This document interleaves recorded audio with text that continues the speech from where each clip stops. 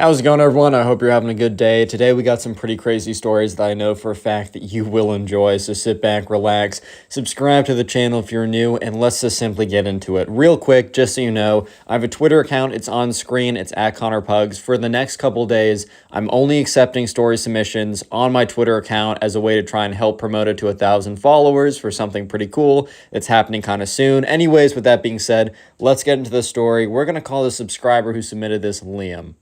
So Liam was a freshman in college, and Liam and his friend, who we're going to call Adrian, they went to a college that was close to where he lived. So basically what would happen would be that, Liam and Adrian, they would go to school on the weekdays, and then they would just go home on the weekends instead of getting housing, just because housing is is significantly more expensive. And most colleges, you live far enough away that you need to pay for the housing or just makes sense to. But anyways, Liam and Adrian, they went to a college that was simply close enough, and the fact that they had a car was pretty helpful. That they just kind of went back home, and so on the weekends, whenever they wanted to hang out with friends or anything, they could drive people around, they could drive people back to their house, and it actually kind of became a bit of an asset because some people were stuck on campus in the dorms, which the dorms are totally fine. I live in dorms in my college, and they're chill, right? It's totally fine. However, it can be a little better to go back home. You don't have to worry about supervision. You can do what you want.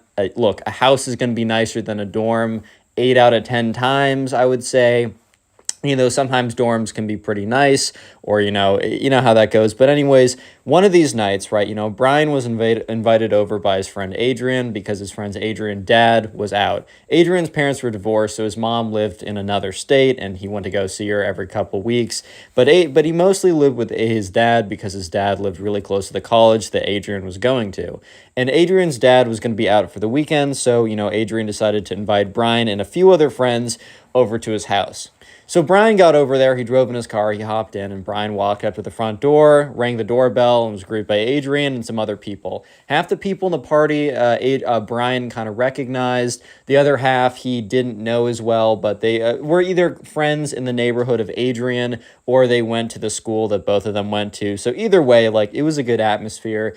Even when you don't totally know people, as long as you know a few people at a function or a gathering, and you're good on your feet, that stuff can be really cool. It can be really nice. One thing that's important to the story, though, is while they were having a conversation, something came up about, Adrian, are you looking for someone? I think specifically what happened was one of the guys that Adrian invited over was like, hey, everyone here, turned to Adrian, turned to Brian, and anyone else who was a guy, I have a friend. Her name is Kate. She lives close to here. She's beautiful. She's nice. And she's looking for someone. If you're looking for someone, just let me know. And this friend kind of turns to Adrian and kind of presses him. Is like, hey, I really think you should, I really think that this girl's perfect for you. You should give her a shot, I think it would be great. And Adrian, instead of saying, no, I just don't want to, because that's totally fine. You can just say no in these situations, but Adrian, instead of just saying no because he didn't want to, Adrian kind of said, no, man, I can't,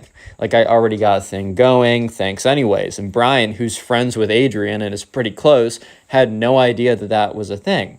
So Brian's like, oh, dude, you never told me. And other people at the party who are also pretty close with Adrian are like, yeah, wait a minute, he didn't tell me either. Well, hold up here.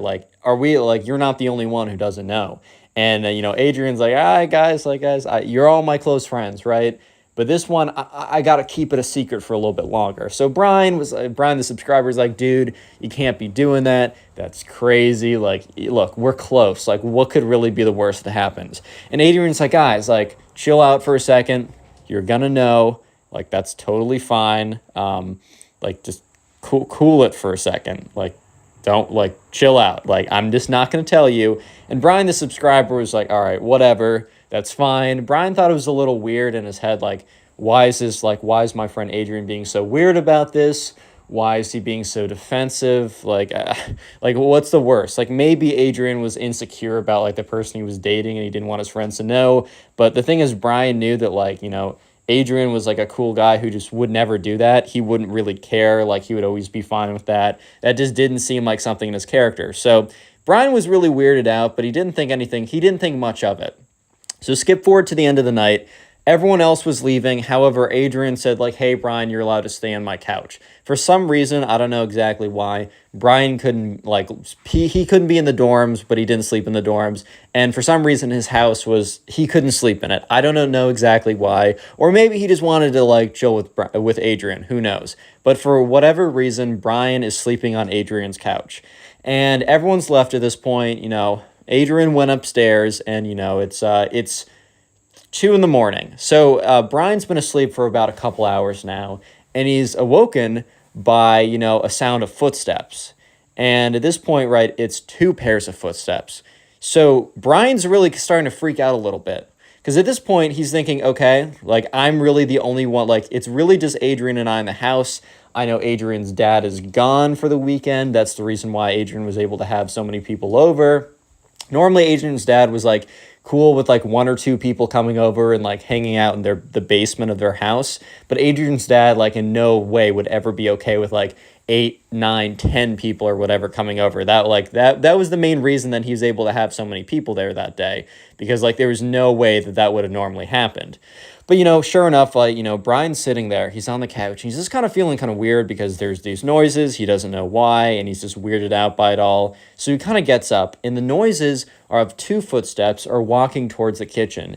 And the thing is, the couch is, like, or the living room with the couch on it with the TV is where currently Brian is sleeping, and it is right across from where the kitchen is. So Brian can see very clearly, he can see very clearly what's going on.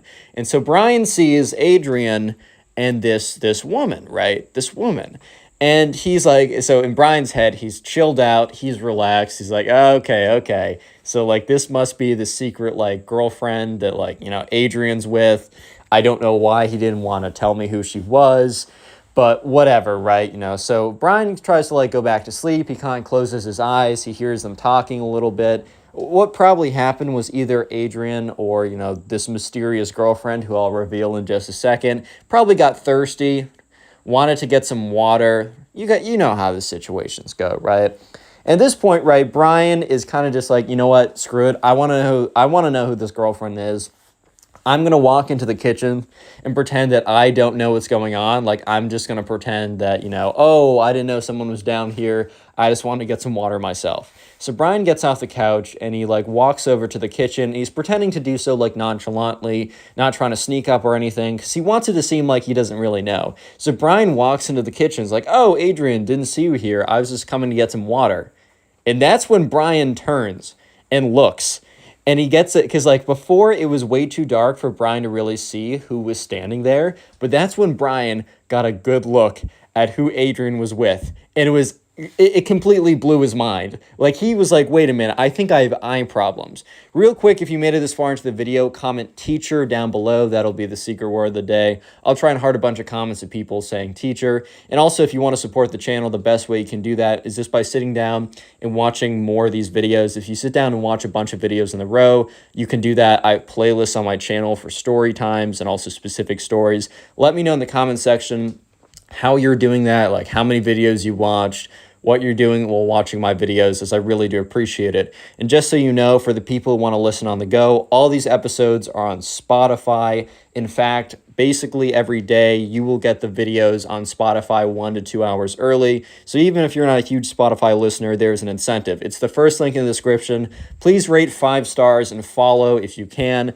Trying to grow it a little bit on Spotify as well, so I would appreciate that. Use code ConnorPugs for 10% off gamer subs. Submit stories to my Instagram or Twitter. They're both ConnorPugs, and let's just get right back into it. So anyways, right, Brian is just, like, looking at this woman, right? He's looking at this woman, and he thinks that his eyes are deceiving him.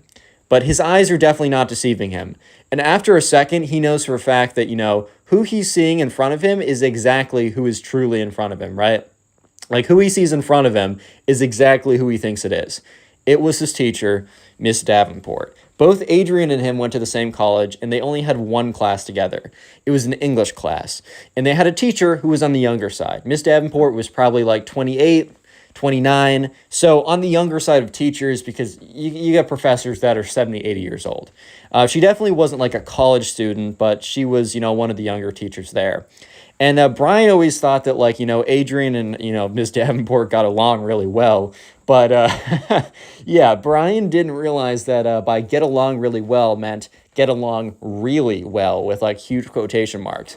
So Adrian's like, ah, shoot. And Miss Davenport turns to, Adrian. He's like, you didn't tell me that there was another student here. And Adrian's like, dude, I didn't think this was going to be a problem. I thought he was asleep. And Brian's like just standing there so awkwardly. Like, and he speaks up, he says, hey, like, I didn't see anything. I don't need to see anything. I just came in to get some water. Like, I didn't see it, right? I didn't see anything. So Brian walks over, gets some water, and Adrian and Miss Davenport are just bickering back and forth. She's like, I told you I would never come over if there was another student here or someone who would know. You know how much trouble I can get if anyone knows. And Adrian's like, dude, I'm sorry. I was wrong. He was asleep. He's my friend. He was asleep on the couch. And Miss Davenport's like, you should have told me this. You should have let me know. So yeah, Adrian's like, or Brian's like, oh, jeez, like this is so awkward. Gets his water, walks back to the couch and just sits there. He tries to fall asleep right away, but he can't. He's just up for like an hour, basically, at 2 a.m. And just thinking, he's just like, oh my God. Oh my, that's Miss Davenport. That's her college teacher. Like, this isn't, like, are you serious, right? So yeah, just to make it real clear, like Brian and Adrian, they're both over 18, so there's nothing like really, really bad going on, but it's still against the rules for teachers to do anything like that with students, or like just because the power dynamic and stuff like that. Maybe it depends per college, but it is pretty clearly at this college, like, no, you can't be doing that. So the next day, Brian wakes up and he gets up and sure enough, Miss Davenport is sitting there with Adrian at like the breakfast table, and most likely Miss Davenport would have left at like 3 a.m. or something, or she would have left before Brian would have woken up. But at this point, I think she was just like, screw it. Like, the kid already knows. I'm just going to stay for a breakfast because I'm not feeling like making breakfast. Like, I'm just not doing that. Like, it's totally fine, whatever. So anyways, Brian is sitting at the table, and it is the most awkward situation ever. So Adrian is like fixing up breakfast. He's like, He's like, hey, Miss Davenport, you want like a smiley face pancake? And she's just like glaring at him. Miss Davenport is not happy. And she's understandably not happy because, yeah, another student knowing about this kind of jeopardizes the whole situation. It was already kind of a weird situation. I mean, look, Miss Davenport was like, if she got caught, it would have been pretty tough, right? So anyways, Brian eventually speaks up and says, hey, like, just so you know, it's not like I'm going to tell anyone, right? It's not like I'm going to tell anyone. There's no reason for, like, Miss Davenport, I like you as a teacher. We've had a good time in the class. Like, obviously, Adrian's one of my closest friends. I can now understand why he wasn't telling anyone about who he was with.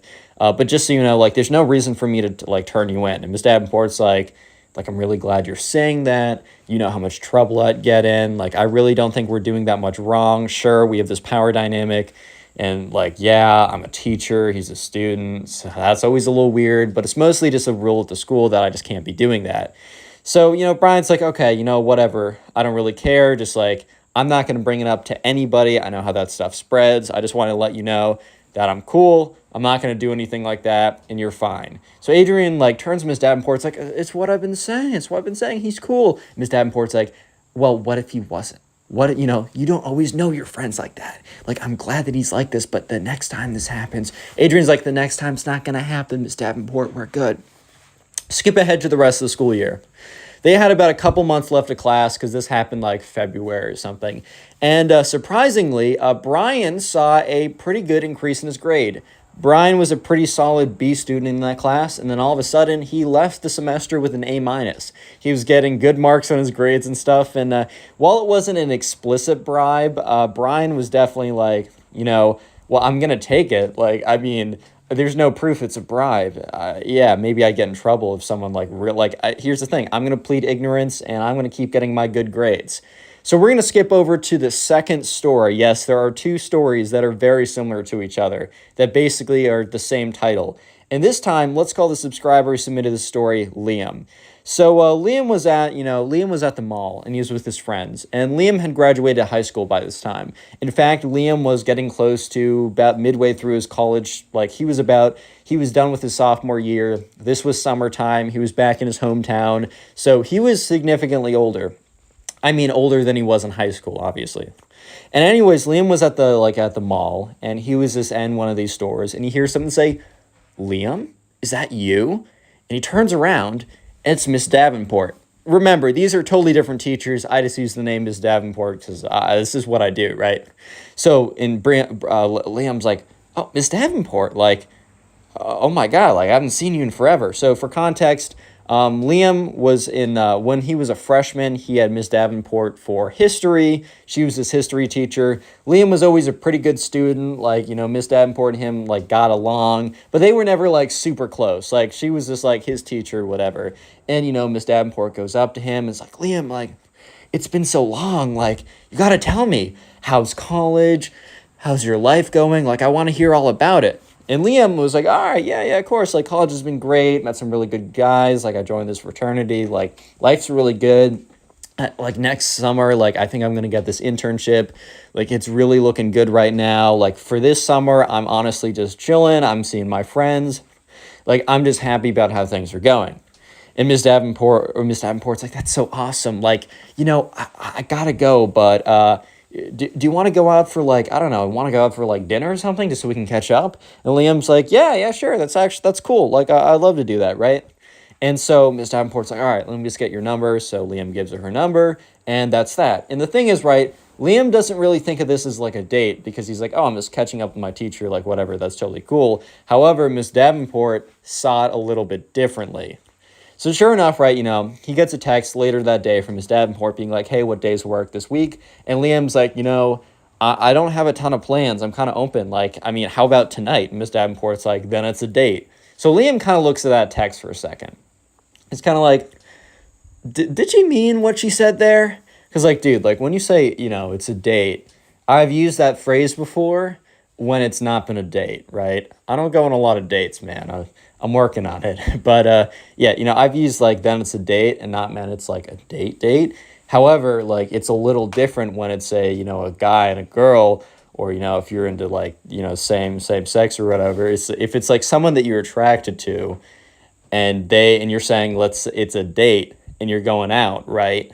That's a little bit of a different connotation. Doesn't necessarily mean that, but there's a little bit more to that. You know what I mean? There's a little bit more to that.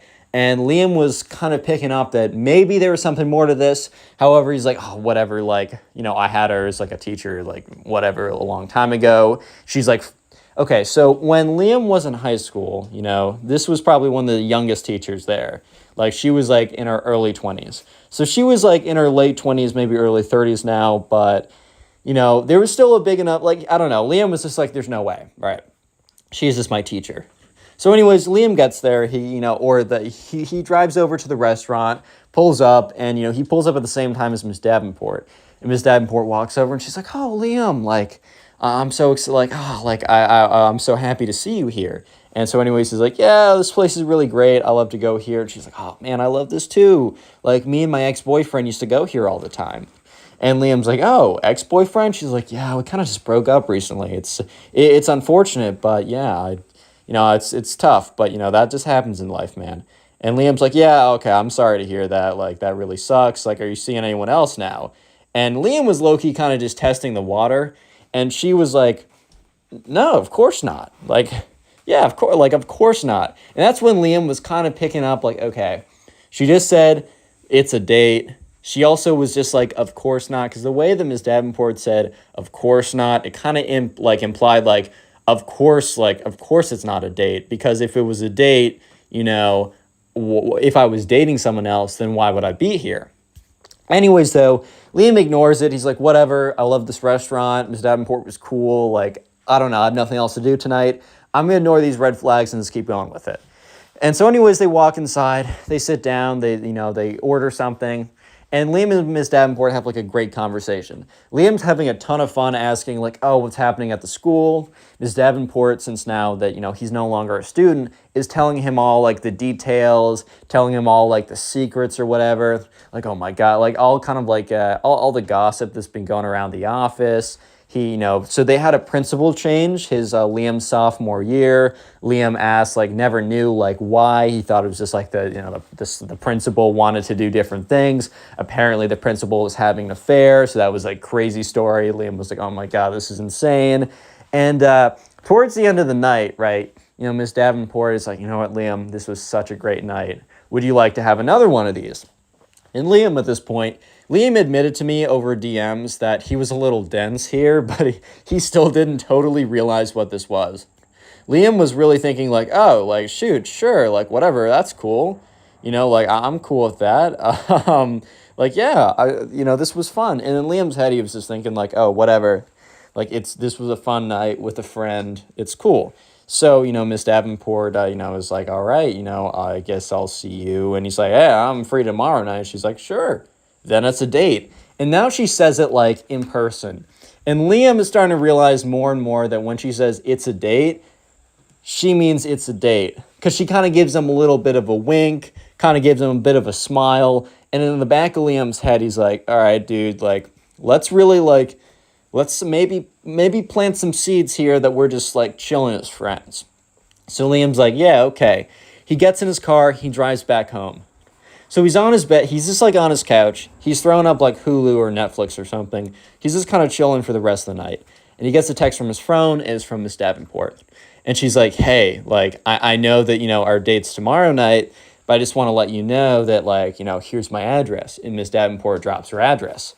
And Liam's like, okay, cool. Thanks for the information. And that's when Miss Davenport says, just so you know, like, I'm around all night if you want to come over. And that's when Liam's like, oh, no, dude. Because here's the thing. You can kind of play off the other stuff. But the other stuff, like the whole it's a date, of course I don't have a boyfriend, the kind of flirtatiousness, asking for a second kind of meetup like that. Like, sure, maybe one meetup with like an old teacher or old friend or whatever. You're not sussed out by that. But definitely when they ask for a second one, it's a little bit like, okay, like, didn't we just catch up? And then when she says like, here's my address, slide if you want to. You already know that something's going on, right? You already know that something's up. So at this point, Liam is starting to realize, what's going on. And Liam also admits the next thing he does isn't like not that it's not mature, but it's also just like he admits that it's not like the best thing to do. So what Liam does is, he's like, he ignores that text. And, he doesn't have his red receipts on, but he probably should have. And then the next morning he wakes up, he sends a text being like, I'm so sorry, like, I totally forgot. I'm going out for a couple days with my parents because they're back and they're happy that, I'm back and they want to see me. Like, let's meet up another time when I'm back. And so Miss Davenport's like, that's totally fine. Just let me know with a winky face. And Liam's like, oh, God, this is weird, man. Because the thing is, right, maybe in any other occasion, Liam would have been, like, fine with going with this because, Liam doesn't mind like an older woman. He's got a little bit of young gravy in him, but if you get that reference, you get that reference. But at this point, Liam's like, nah, I can't shake the fact that she was my teacher. Like, that's way too weird. And was what this teacher was doing weird? Yeah, I think so. If like her and Liam were like really close, this would have been much more messed up. But the thing is, Liam and this teacher were never that close. She just like had him for like a couple semesters. They never really talked or anything. In fact, Liam kind of thinks that she threw him out of her class at one point. But at the end of the day, Liam was still totally weirded out by it. He's like, nah, I can't, man. Like, I just can't. So, after a couple days, Miss Davenport sends him a text. And Liam's just chilling at his house, and he gets his text when he's, like, supposedly on vacation saying, when are you going to be back? And Liam trying to like be, he's not trying to be like he's not trying to be mean about it, but he's also not trying to be, he can't be upfront. He feels too weird. So instead he's like, you know what, I'm sorry to ghost, but I'm probably just going to have to ghost her. And sure enough, after Miss Davenport sent that text, Liam just ignored the text. And a couple days later, she sent a question mark. And after Liam ignored the question mark, I think Miss Davenport kind of figured out what was going on. She stopped texting him, and that was the last text he ever received from her. But yeah, Unfortunately, Liam was like a year later, was in the grocery store and saw her in one of the aisles, and they made really, really awkward eye contact and just went two separate ways. Like they just tried to avoid each other, and thankfully they didn't like meet up in the checkout aisle and they're like right behind each other or something. But yeah, so that was the second awkward story. If you want to support the channel, watch another video, and bye. How's it going, everyone? Hope you're having a great day today, because today we have probably one of the most insane stories about a Minecraft kid to date. I mean, you do not want to miss this, so sit back, relax, subscribe to the channel if you are new, and let's call today's subscriber who submitted this story, let's call him Dave. So anyways, right, Dave was in the 3rd grade, and in the 3rd grade, like at this time, Minecraft was huge. I mean, Minecraft was really big now, but it was like really, really big back in like 2013, 2014. Dave is quite older, but this is a story from back in his childhood. So anyways, right, one thing that was starting to get pretty big, 2015, 2016, I don't totally know exactly when the story happens, was something called, Minecraft PvP, where basically people would fight each other in Minecraft. And there was this kid in Dave's class who we're going to call Ben, because of course we're going to call him Ben. So anyways, right, Dave and Ben, they weren't necessarily best friends, but they started to get to know each other because they both were really into the whole Minecraft player versus player battles. And so they would start to like play a little bit, with each other after school. They would go on Minecraft servers and they would fight each other, and it was actually quite fun. So Dave and Ben started to become friends in class. And the thing is, though, Dave was not friends with Ben after what is about to happen, which is absolutely crazy, but you'll have to wait for that one, right? So anyways, right, Dave and Ben, they're talking at recess. So there's a swing set at this school's recess, at the school's playground. So Dave and Ben, they're both on the swings, and, Ben is like, man, I don't know, I really don't like Miss Davenport. So Miss Davenport's going to be the name of their teacher for their math class. And Dave's like, dude, I know, she's the worst. And Ben's like, bro, like, I wish I could just, like, spend my entire day getting better at Minecraft PvP, like, learning how to, like, be better, but instead I have to spend all this time learning my times tables, bro. I hate those. Little side note, I hated my times tables, because I would be, like, timed to be, like, you have to do all these in 1 minute. I'm terrible under pressure. I did not like those. But anyways, Dave and Ben, they were talking about how they really didn't like, the math they had to do in their class, and how they thought that their teacher was, like, extra mean, even though Dave tells me in retrospect the teacher was actually super normal. Like, she was, like, honestly just trying to teach them the fundamentals of math that they would need for, like, the next 7 years of schooling. But at that time, Dave and Ben, the Minecraft kid, they just didn't get that. So Dave and Ben decided that, they were going to pull a prank on their teacher to somehow get more time to play Minecraft. So what they were going to do is they were going to find a way to bring their, like, computers into class and to play Minecraft, like, during class, so that they can, because, like, what they were thinking is Dave and Ben, the Minecraft kid, were like, you know what? I hate math. When am I actually going to use it? But you know what I'm using every day? My Minecraft player versus player battle skills. Oh yeah, baby. So yeah, basically they were thinking to themselves, like, we gotta practice in class because we're wasting all of our time doing math. This is ridiculous. So anyways, they conjure up a plan, and the whole plan is that they will, like, put their backpacks on their desk, because they actually had pretty big desks, and they would also sit all the way in the back of class, and their backpacks would be, like, on the desk enough so that it would be kind of blocking their computers. Then they'd whip out their computers, and, they would have their mouses or whatever, and then they would play Minecraft in class, and they just, like, attach to the school Wi-Fi. This was so far back then that, like, the school Wi-Fi, like, people, like, the administrators in the school didn't even know about, like, how to do, like, Wi-Fi blocking. You know how, like, when you go to school Wi-Fi, you can't look up certain sites or use certain things? This was back in the day when, like, they didn't even know about this. They're just like, oh, internet connection, cool. Anyone can use it. We don't really care. I don't know if every school was like this, but at least Dave and Ben's school was like this. So anyways, the next day rolls around, and they bring their computers into school. And on the way out, Dave's mom was like, oh, honey, why do you have your computer with you? And, Dave was like, I need to think quick on the spot. He's like, we need it for class. And Dave's mom's like, oh, cool. So anyways, Dave goes into school. He meets up with Ben before class. He's like, bro, are you ready? And Ben's like, yeah, dude, I got my PC. I'm ready for this. So they go into class and they both sit in the back of the class. And the teacher's like, all right, class, today we'll be learning about long division. By the way, screw long division. That is the worst thing ever.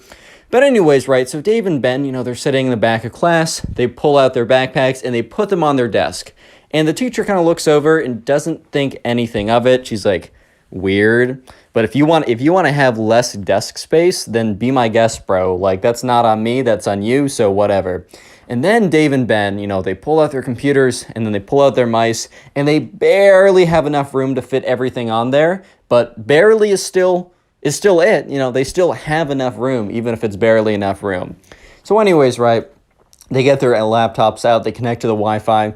They're like, all right, this is perfect. So they go on whatever player versus player Minecraft server where they can fight each other and other people.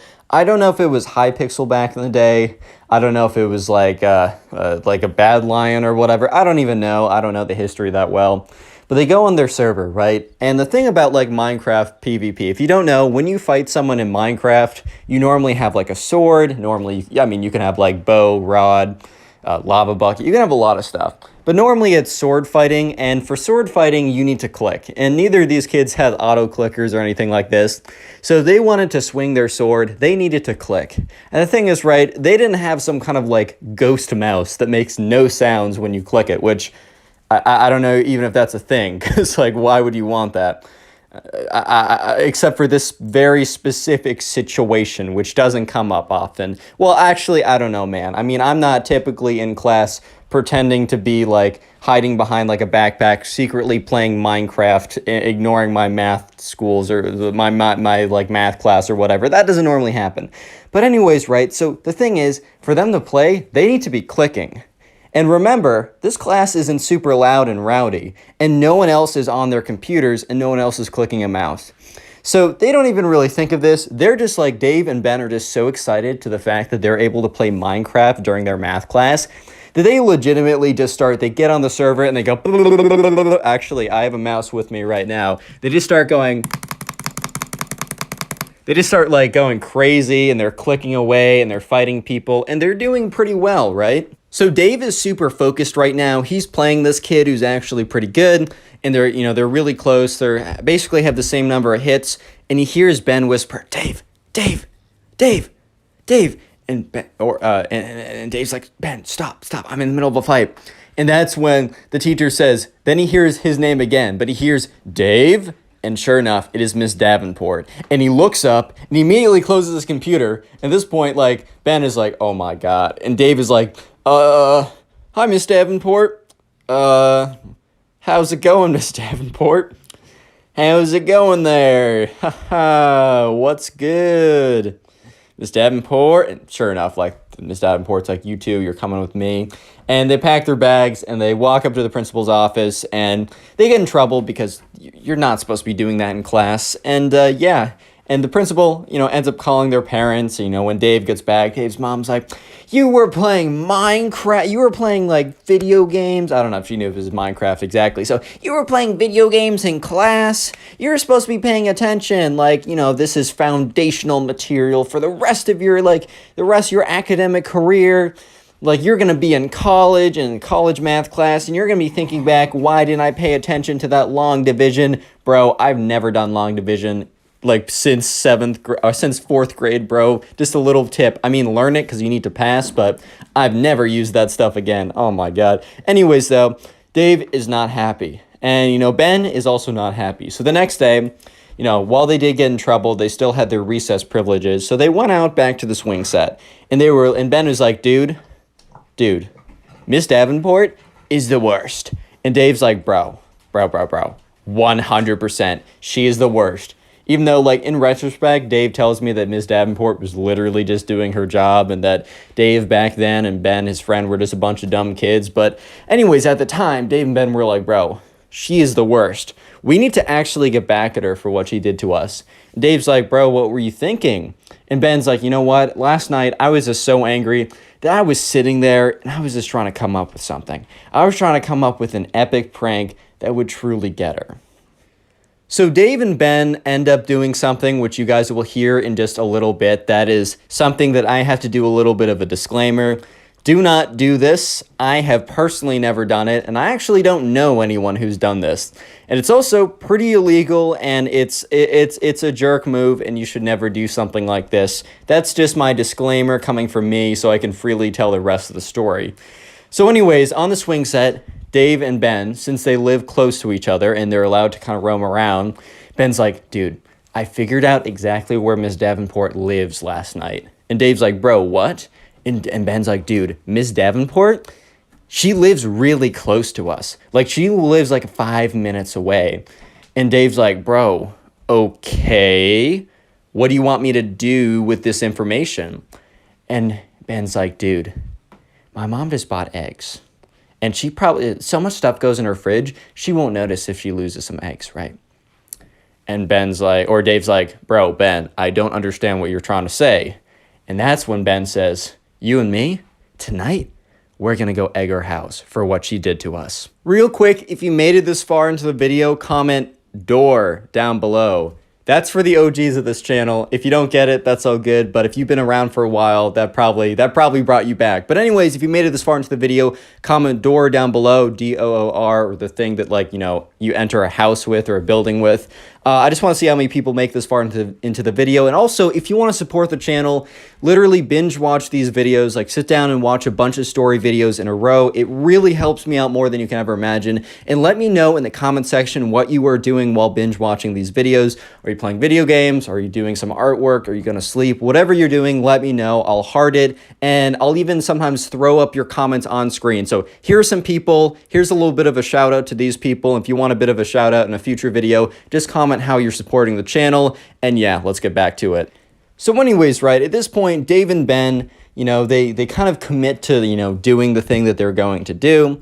And after school, you know, they basically have a plan to tell their parents that they're going on a nighttime walk at like 8, and then they're going to meet up at a certain place. So anyways, it's like 7:55, and Dave's starting to get butterflies in his stomach. Like, this is really crazy. He's starting to feel really, like, weird about this, but he's like, you know what, screw it. I'm just going through with it. So it's 8 o'clock. He walks out there, and he meets up with his friend Ben, and sure enough, Ben has 4 eggs in his hand. So they're not going to, like, you know, they're not going to load up a Gatling gun with 1,000 eggs and completely, like, I don't know, they're not going to turn her house into an omelet or anything like that, but they're still going to egg the house, which, once again, disclaimer, do not ever do. It's not even, like, cool or anything like that. You're an idiot if you do it. Anyways, because you will get in trouble, dumbass. But anyways, Dave and Ben, they start walking over, and they're hiding the eggs, right? They walk over to where Miss Davenport's house is, and they sneak around over, and then they hide in the bushes, right? And Dave turns to Ben. He's like, dude, are you sure about this? And Ben's like, don't forget what she did to us. And with that, Dave gets a little angry. He takes one of the eggs. He's like, on 3. And then Ben takes one of his eggs. He's like, all right. And Dave's like, 3, 2, 1. And then 2 eggs splat. And then he's like, all right, we got to fire this one quickly. They take both of them again. And sure enough, they got 4 eggs right across the side of the house, and this time they need to get out of there. So they don't run away, but they kind of like power walk away, and they kind of sneak out of there, and they watch, and they hear the door open, but by that time they are out of sight. So Dave and Ben quickly like power walk away, and they go out of sight, out of distance. They're like, oh my God. Oh my God, that was crazy. They're like, we totally got her. And Dave is like, we totally got her. And Ben's like, I don't know. And Dave's like, dude, we totally got her. Like, how could you want to get her more? And once again, Ben's like, I don't know, man. I don't know if that was enough. And Dave's like, well, that was enough for me. So sure enough, they go back, they go back home, they go to bed. The next day they wake up and, they go to school and they're sitting and, once again, they go back to their swing set. And Dave is like, man, I don't know. I just don't feel satisfied with what happened. I feel like she deserves more. And at this point, Dave's like, bro, Ben, what do you mean? We got our house. We got her good. And Ben's just like, man, I don't know, Dave. Like, I just don't feel like we actually did get her good. I feel like there's still more that can be done. The wrong has not been righted.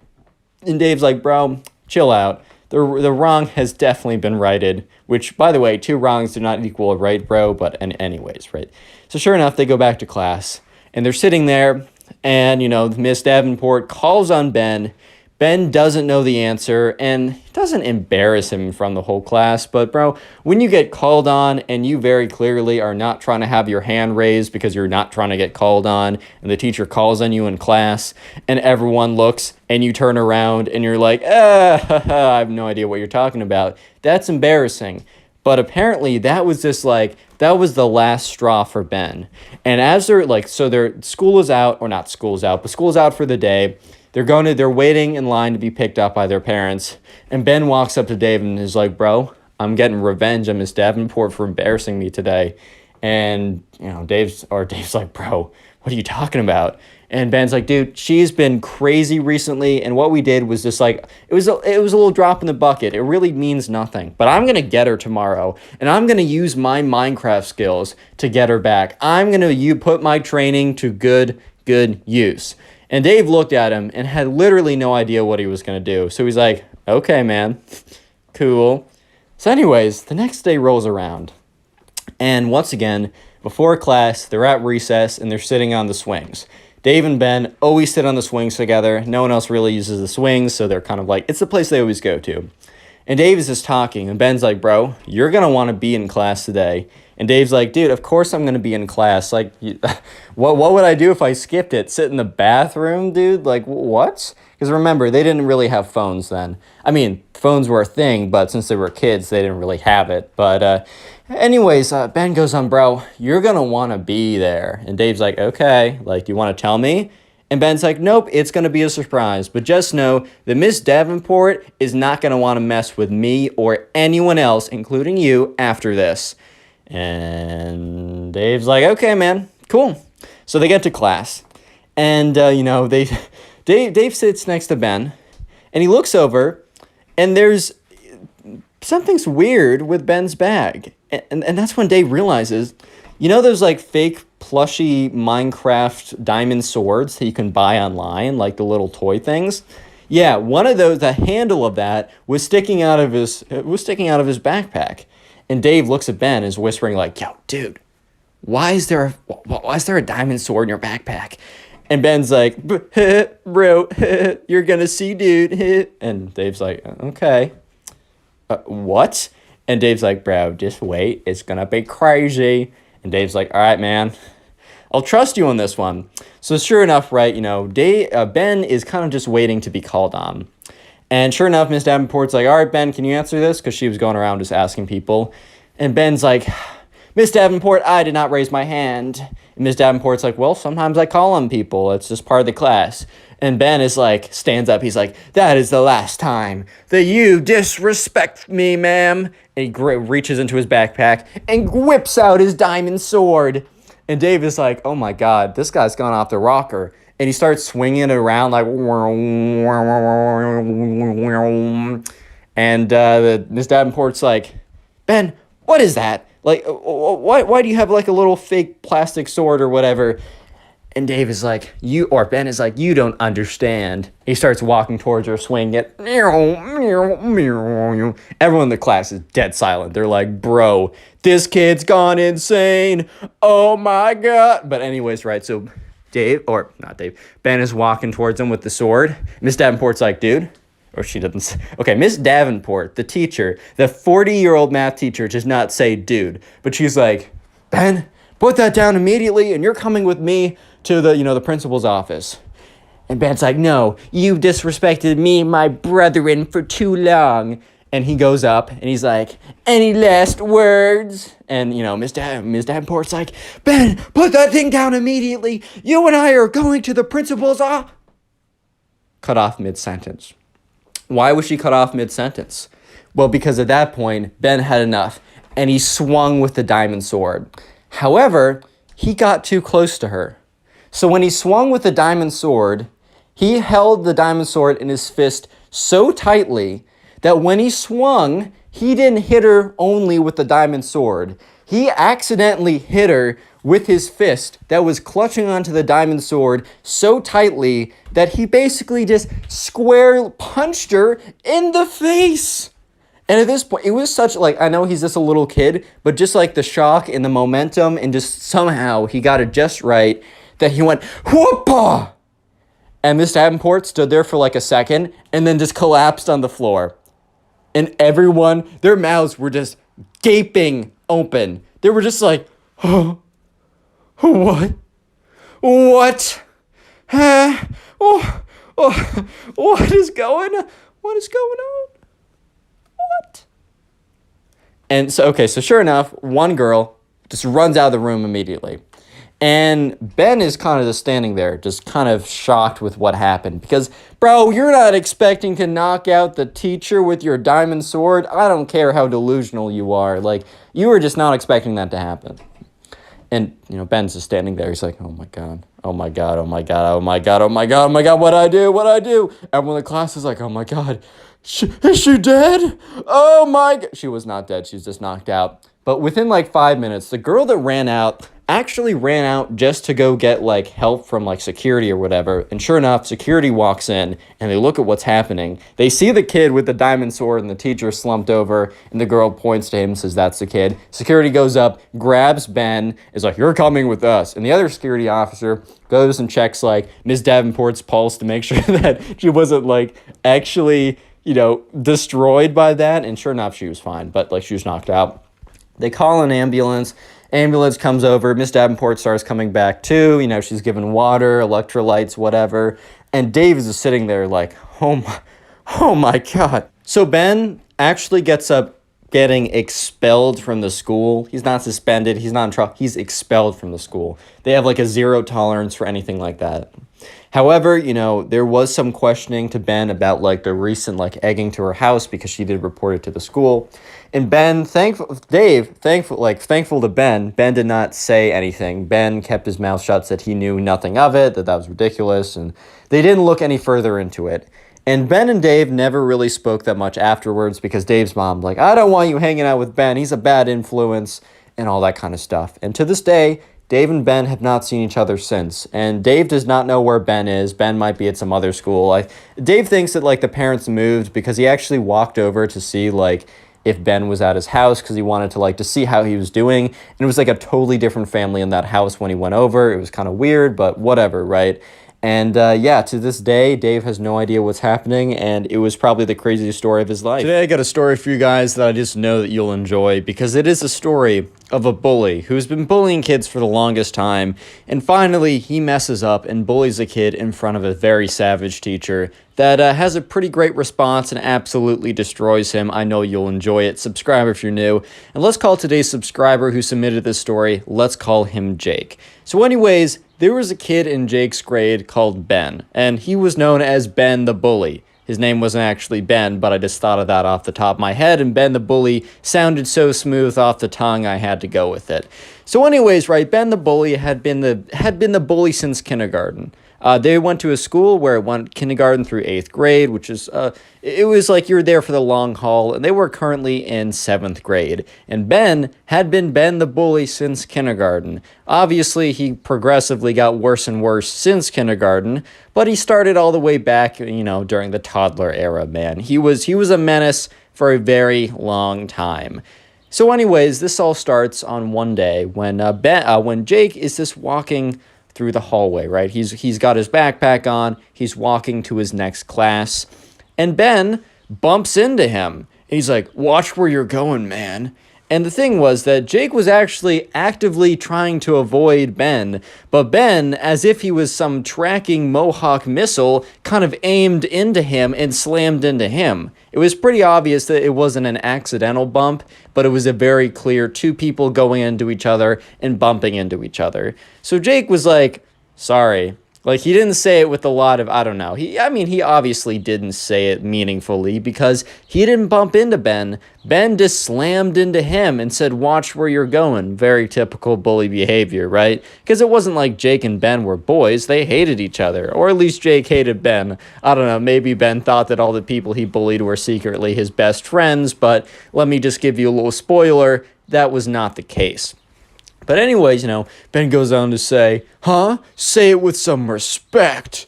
And Jake was like, I'm sorry. Like, I'll try not to bump into you next time. And Ben's like, yeah, man, that's what I thought.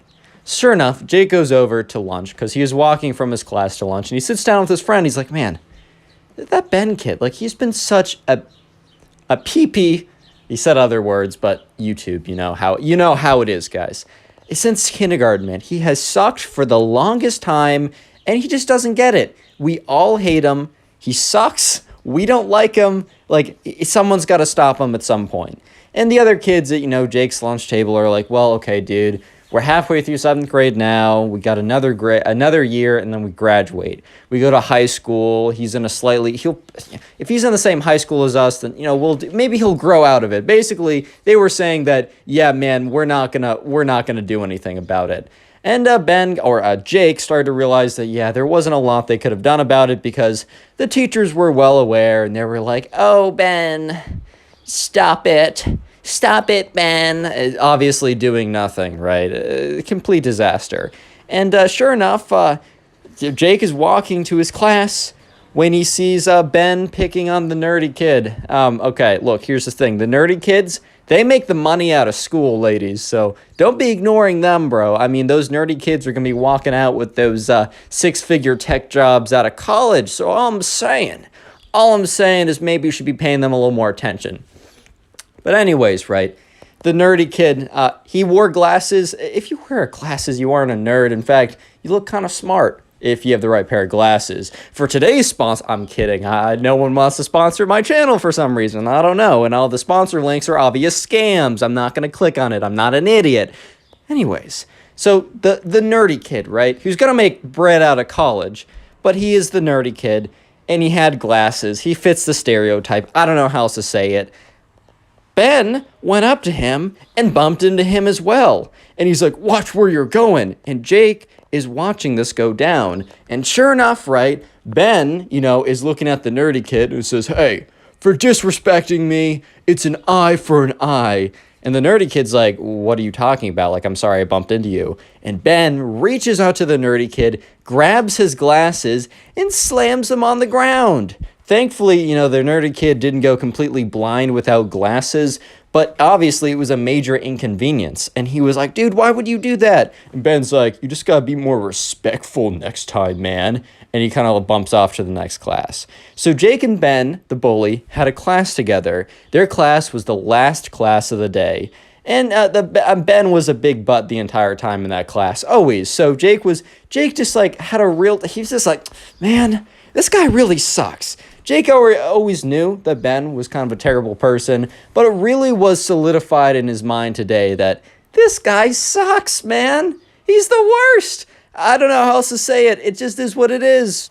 So while Ben was kind of a jerk in general and also in this class, he never really did it blatantly. He was always somewhat concealed with his bullying while in the presence of a teacher. Because one thing that was kind of weird was that, or not weird, but an interesting kind of a character study was that Ben the bully, in a lot of cases, the people who are the bullies in the school, the only thing they do is like be jerks to other people, and they don't really, focus on their grades. But this guy was both a bully and also a try-hard. And by the way, being a try-hard is good.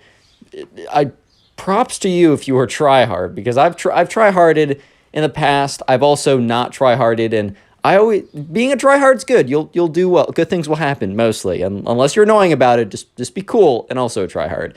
Anyways, the bully also sweated for his grades. He really went in, and he tried to get straight A's and everything. I think he kind of had a I need to prove I'm better than everyone complex, and also that was exuberated through his excessive grade, trying to get the perfect grades, and also bullying people. The first thing's totally fine. If you want to get good grades to feel better than everyone else, I don't care. Get those grades, whatever. But you can't be bullying people, right? So anyways, all you need to know that Ben the bully really cares about his grades. So that's probably why he was a little bit less blatant, right? He's a little less blatant when he was in class.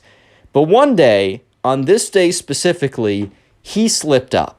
So there's a kid who transferred into their school about a week ago, which was very weird because it was about midway through the semester, and normally new people come in the beginning of the year. But, you know, life happens, and for some reason, this kid had to come in midway through. And it's very difficult to make friends midway through if you come into an already established grade. It can be done, and I've seen it done, but it's definitely more difficult, and, you know, my heart goes out to anyone who has to deal with that, or you're constantly moving. Making friends is hard, man. I mean, I spent my freshman year in high school completely struggling, which gave me the life lessons that I need to try if I want to have friends. They will not just immediately come to me. And it's a good thing for me to learn. But anyways, there was a new kid, and he wasn't doing so well in the friend department. So Jake, who was just feeling really good that day. Oh, Ben the bully, was feeling really good that day. He bullied Jake. He bullied the nerdy kid. He was on a win streak, man. He just wanted to top it off. He just wanted a little bit more that day.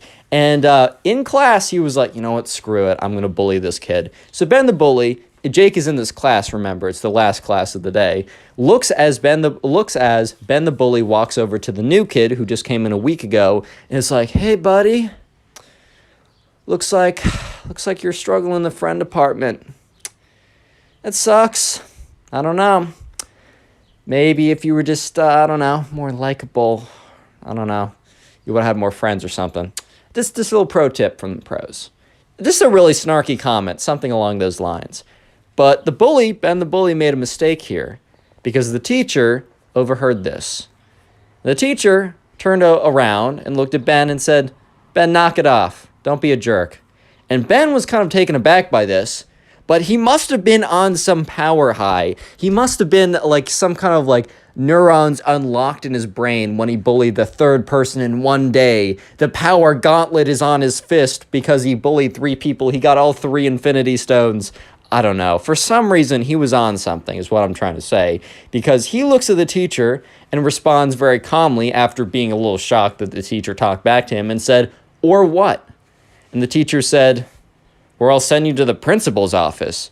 In fact, I will send you to the principal's office, and that's where you'll be going.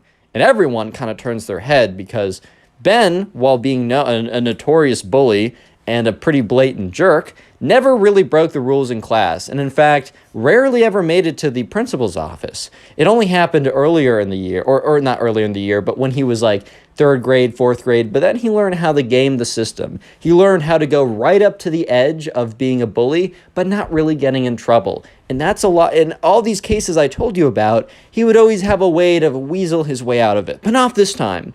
So Ben, for the first time ever, has been cornered, and he decides to act defensively.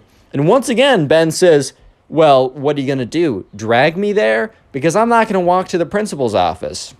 So the teacher is kind of taken aback by this as well. It's like Ben and the teacher have been continuously startling each other with their responses. So the teacher thinks for a second. And the teacher knows that Ben really does care about his grades because Ben sweats very hard in that class. He's a try-hard in the class, which is good, remember. Try-hard has a negative connotation. I think it's a good thing, personally. And the teacher goes up to Ben the bully. And he's like, well, you know this class has a very large aspect of participation within the grade. If you don't go to the principal's office, I will fail you in the participation. And Ben the bully looks at him, and this time he's scared. He's like, you can't do that, man. You can't do that. And the teacher's like, why? You're distracting everyone else right now. You're taking away from their participation. You don't think that there are negative effects on your participation grade? You think it's 100% how much you talk? Real quick comment, bully down below, as that is the secret word of the day. I just like to see how many people make it this far. And also, if you want to support the channel, make sure to watch a bunch of videos after this one. If you binge watch a bunch of videos now or later, please let me know, as it really does support the channel. Anyways, at this point, remember, Ben and the teacher have had this little back and forth. Ben got caught bullying the new kid. The teacher told him to knock it off, and that he will be sent to the principal's office, and that Ben refused to walk over there. So now the teacher, knowing that Ben really cares about his grades, is threatening to give him an F in participation, which was like 15 to 30%. It was like a large portion of the grade, large enough that a fail on that would really suffer the overall grade. So Ben at this point is like, you can't do that. I participate all the time. And the teacher responds, well, you're inflicting negative participation right now as you're taking away from the classroom experience. Don't think participation only goes one direction. I can take it away too. And also, who writes your grades? I do. Go to the principal's office or you'll receive an F in participation. At this point, right, the teacher thinks he has kind of like a checkmate here, and basically forcing him to go to the principal's office or receive an F, which he knows that he does not want to receive. Ben, however, has never been checkmated. He's always been the master. He's always been the chess grandmaster. Everyone else was playing checkers while he was playing chess. And for once, he was dethroned, and he just couldn't take it. I think something really snapped in him because he has never had his throne challenged ever before. And this is when Ben stands up, puffs out his chest, and walks over to the teacher and says, I'm going to choose option C, neither. You're going to give me an A in participation as I participate, and I'm not going to go to the principal's office for making fun of a dweeb. And he points to, like, the new kid. First of all, who says dweeb anymore, bro? That was, like, what you called a nerd in the 1980s, bro. Get the archaeologist, dude. I think we found a fossil. Oh, I'm just kidding. I'm playing. But anyways, right. He goes up to the teacher, and he's got his chest pumped out. And the teacher is not, like, threatened or anything. He's like, is that a threat? And Ben says, I don't know. Maybe. All I know is I'm getting an A, and I'm not going to the principal's. And the teacher said, all right, well, yeah, I'll give you an option C. Do you choose option C? And Ben, thinking, well, yeah, it's neither, says, yeah, I choose option C. And the teacher says, great. All right, go to the principal's office, and you're getting an F on participation. And Ben, when he heard this, just couldn't hold back anymore. He's like, I'm going to give you a count to 3 to turn that back, to change it, to give me an option D. And everyone's like, lol, you want that D, bro? Ha. He's like, shut up. I'm going to give you a count to 3. 3. Teacher's just looking at him. 2.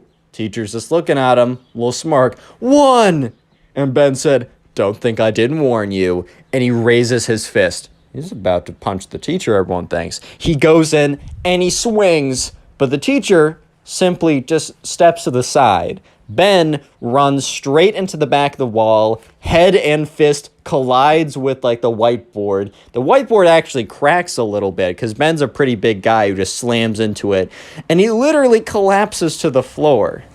And the teacher, the most baller move of all time, the teacher stands above him and looks down and is like, you can't even land a punch, dude. Sad. And at this point, right, Ben's entire world crumbled before him because his reputation of being the big scary bully man completely faded away. So sure enough, right, the teacher actually does call up the security, tells them what happens. They come down and they take Ben away to go to the principal's office. And so Jake is just sitting there in class, witnessing the whole thing go down, and is just thinking to himself, the reign of Ben is over. The reign of terror is finally done. And sure enough, the aftermath, the teacher did not give him an F for participation, but he made him read out a long apology to both the teacher, the class, and the kid he bullied specifically in front of everybody. He also got a week of detention for trying to fight the teacher, right? Which is pretty light compared to some other stories I've received. And from that point on, Ben was still a jerk, but he wasn't a blatant bully like he was before because he was scared because the school told him that he was on thin ice and any other reports that were similar were going to get him in much, much more severe trouble than he already was. Today we get a story of a Minecraft kid that gets angry at his teacher, so decides that, his revenge will be farting in the teacher's face and then going completely insane. This is probably one of the weirdest stories I have ever received, so sit back, relax, subscribe if you like stories, and let's call today's subscriber Noah. So this all happens one day when Noah is just chilling in his class, and there's another guy in his class, and we're gonna call this guy the Minecraft kid, because he's obsessed with Minecraft. He's always wearing the creeper hoodie. You already know how it goes. And obviously, right, if you like Minecraft, this video is not against you, because bro, I love Minecraft. Look at the background gameplay. But anyways, right, so Noah was just chilling in class. And he looks to his left, and directly to the next of him, directly adjacent to him, is the Minecraft kid. And him and the Minecraft kid weren't like best friends or anything, but he had nothing necessarily against the Minecraft kid. And the teacher was beginning the lecture on whatever it was, and he sees the Minecraft kid, you know, he had his computer out because everyone had their computers out. It was like 6th grade, and that was like the first time that, like, you know, they were given school computers or whatever, or Chromebooks, or I don't even know. He had his computer out though. And like, you could have your school given Chromebook or school issued Chromebook, or you could bring your own computer. So the Minecraft kid, you know, brought his gaming computer. And the difference with today and any other day is Noah looked over and saw the Minecraft kid reach into his backpack, pull out a mouse pad and a gaming mouse. You know, one of those like gaming mice that like all light up and glow and all that stuff? Yeah, he whipped out one of those.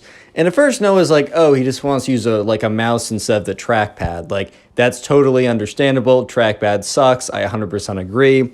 And anyways, right, you know, Noah doesn't even really pay that much attention. And that is until he hears the Minecraft soundtrack. Super, super, super loud. Minecraft soundtrack is beautiful. I've actually like gone to sleep to it a couple of times on Spotify. But that's beyond the point, right? Anyways, right, so Noah is like, he realizes that the Minecraft kid next to him is not only like not really caring that, you know, he has his entire gaming setup out, he also just doesn't care that Minecraft music is blasting away. And sure enough, right, you know, you hear the Minecraft soundtrack, you hear the walking footsteps in Minecraft, you hear him beating up some chicken and the chicken making like squeaking noises or whatever. And so Noah's just like, oh my God, like this kid's gonna get in a ton of trouble. But sure enough, right, the music was just so loud that the teacher like turns around and like looks at like the Minecraft kid and is like, Minecraft kid, like turn down that music. Like, you can't be playing music in class. So the teacher didn't realize that this was just like music to a video game. The teacher just thought that the Minecraft kid was playing like music in class, which, you know, sometimes kids have like tried to like listen to music, but normally they'd use headphones or whatever. And the teacher says, hey, no listening to music in class, you gotta be paying attention. So the teacher kind of doesn't think anything more of it and goes back to their work. And so the Minecraft kid, sure enough, just turns off the volume, but keeps on playing Minecraft. And it's super obvious because he's like whipping his like mouse around and like clicking really fast and doing all this stuff. And obviously, if the teacher paid like really close attention, he would realize that the Minecraft kid was not just listening to music, but was not listening to music at all, but instead was playing a video game with music in the background. So anyways, right, Noah's like, dude, this kid's gonna get caught. And sure enough, right, you know, the Minecraft kid, I think in the beginning was playing like normal Minecraft, but then he goes on to one of those servers. I think he's playing Bed Wars or something. And this kid is like really good at Bed Wars. And when you're really good at Bed Wars, a lot of times you'll be clicking super fast so that you can place more blocks. Or maybe when you're fighting someone, you take less knockback and you might get more hits. So this kid starts butterfly clicking, which is when you take 2 fingers and rapidly slam your mouse with it. And sure enough, right, the kid in the middle of class starts spamming his mouse like, and Noah was just like, dude, that's so loud. And sure enough, the teacher turns around and is like, hey, Minecraft kid, are you playing video games in class? And the Minecraft kid legitimately keeps on clicking because apparently he's in the middle of like a fight or something, like a PvP fight, and keeps on clicking, ignores the teacher for a good 10 seconds. The teacher looks at him in disbelief, and the Minecraft kid looks up and is like, huh? And the teacher's like, shut off your computer. You're not allowed to be playing video games in class. First, you're listening to music. Now you're playing video games. Like, that's super disrespectful and distracting. You're not just distracting yourself, you're distracting everyone else in the class. And that is totally not fair for them. And he said, and then the teacher followed up by saying, Minecraft kid, you're on super thin ice. Turn off like your video game. So the Minecraft kid is like, whatever, man. And like, you know, closes the computer, like closes the computer screen, whatever, and kind of like slumps back in his chair with his arms crossed because, man, he just, you know, he wanted to play Minecraft. He didn't want to pay attention to whatever was going on in class, right? So at this point, Noah thinks that the Minecraft kid is done being stupid in class, but Noah was very, very wrong to say the least. Because anyways, right, Noah kind of goes back to paying attention to the class, you know, trying to like take some notes. He's trying to do well in this class. And then Noah, to his surprise, hears clicking noises. And he's like, all right, there's no chance that like the Minecraft kid is back to playing his video games. But sure enough, the Minecraft kid had taken out his computer again and went back to playing Bed Wars. And once again, he's on his mouse going like clicking it literally as fast as he possibly could. And that he's not being slick. he's not being like anything like, he's not being clever or anything like that. Because the teacher immediately turns around and is like, Minecraft kid, I told you, like, you can't be playing video games in class. I already told you were on super thin ice. Like, that's it. If you can't like pay attention and you're going to be distracting everyone else, then you can't be in this class. Go to the principal's and like principal's office and she'll deal with you. And the Minecraft kid just looks at him and says, what did you say to me? And the teacher's like, no back talk. Go to the principal's office now. And from here on, things were about to get much, much worse. But real quick, comment Minecraft down below if you want to harden your comment, as Minecraft is the secret word of the day. And by the way, if you've been binge watching my videos, please leave a comment like this down below so I can heart it, maybe reply, just so I can know that you're doing it and say thank you. Because when you watch a bunch of my videos in a row, it really does help out the channel more than you can even imagine. And I mean, also, if you want to be like this guy, I'm not saying to leave a playlist of my videos on overnight when you go to sleep with the volume on 1%, but I'm also not saying not to do that. Wink. Wink, wink, wink, nod, smile. Anyways, back to the story. This is where it gets crazy. So at this point, the teacher has told the Minecraft kid that, you know, he needs to go to the principal's office right now. And the Minecraft kid is not happy about this at all. And so sure enough, you know, the teacher, let me just paint the picture for you guys. The teacher is sitting down at their desk, at their chair, whatever, right? And the Minecraft kid walks up to go to like the door to leave the class, presumably, right? You know, because he has to go to the principal's and whatever, right? So he walks up to the front of the class. At this point, everyone has kind of been paying attention. Noah's like, wow, like this kid, you know, whatever. I mean, if the punishment fits the crime, if you're being an idiot, like play stupid games, expect stupid consequences, like it is, or expect stupid prizes. That's the actual phrase, my fault. But anyways, right, the Minecraft kid does something absolutely crazy because he walks up to the front of the class and he slows down as soon as he gets to his teacher. And the teacher's like, keep moving. Principal's office is that way. And as soon as the teacher says, keep moving, the principal office is that way, the Minecraft kid runs over to the teacher. And the teacher, remember, is sitting down at a pretty low desk / chair. And the Minecraft kid stands, like, whips out a chair, puts it down in front of the teacher. And the teacher is in the middle saying, hey. And the Minecraft kid steps on the chair, turns around, and rips the biggest fart you've ever heard in the teacher's face. Like, this is the most ridiculous thing Noah has ever seen in his life. And in Noah's head, he was like, huh? What? Huh? And the teacher was just as shocked. The teacher's just like in a state of disbelief, also a state of like stink, because like, man, the Minecraft kid was eating like mega like I don't know, he was eating like premium beans for the last 7 months before doing this fart, bro. I swear to God. Like Noah said he could like legit like smell it from being like 20 feet away. And the teacher's like, oh God. And then the Minecraft kid's like, yeah, and then runs away. So the teacher is now steaming mad because he's got this big old fart that was just like landed in his face. This kid is destroying his entire class. So now the Minecraft kid is like, catch me if you can, and starts running around the class. And the teacher is so mad right now. Like the teacher is so angry. So the teacher starts sprinting after the kid. And the Minecraft kid is like, it just starts like running around the class, pushing over chairs to make it harder for the teacher to get. And the teacher's like, that's it. You're gonna be suspended for so long. You'll be lucky if you don't get expelled. I'm calling up your parents and I'm writing a full report. And Noah and everyone else in that class was just sitting there with their mouths dropped their mouths dropped open to the floor. They were just like, what is going on? Like, oh my God. Like, I knew this kid was a little weird, but seriously,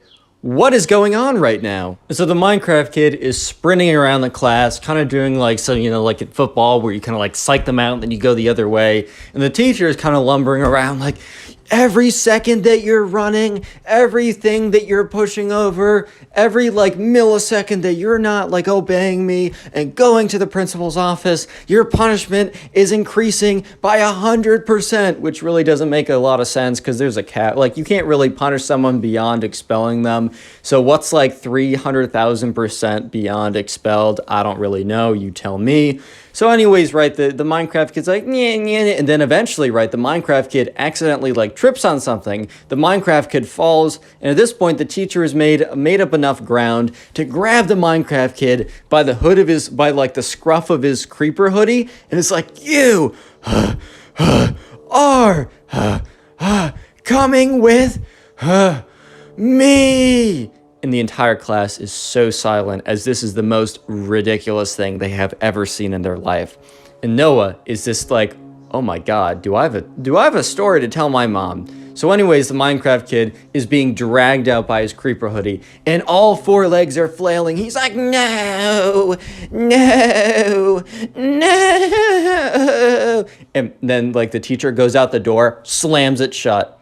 The entire class is silent. No one's mumbling. You would have thought that people would have been like, wow, that was crazy, guys. I wonder what's... No. Nope. It was dead silent.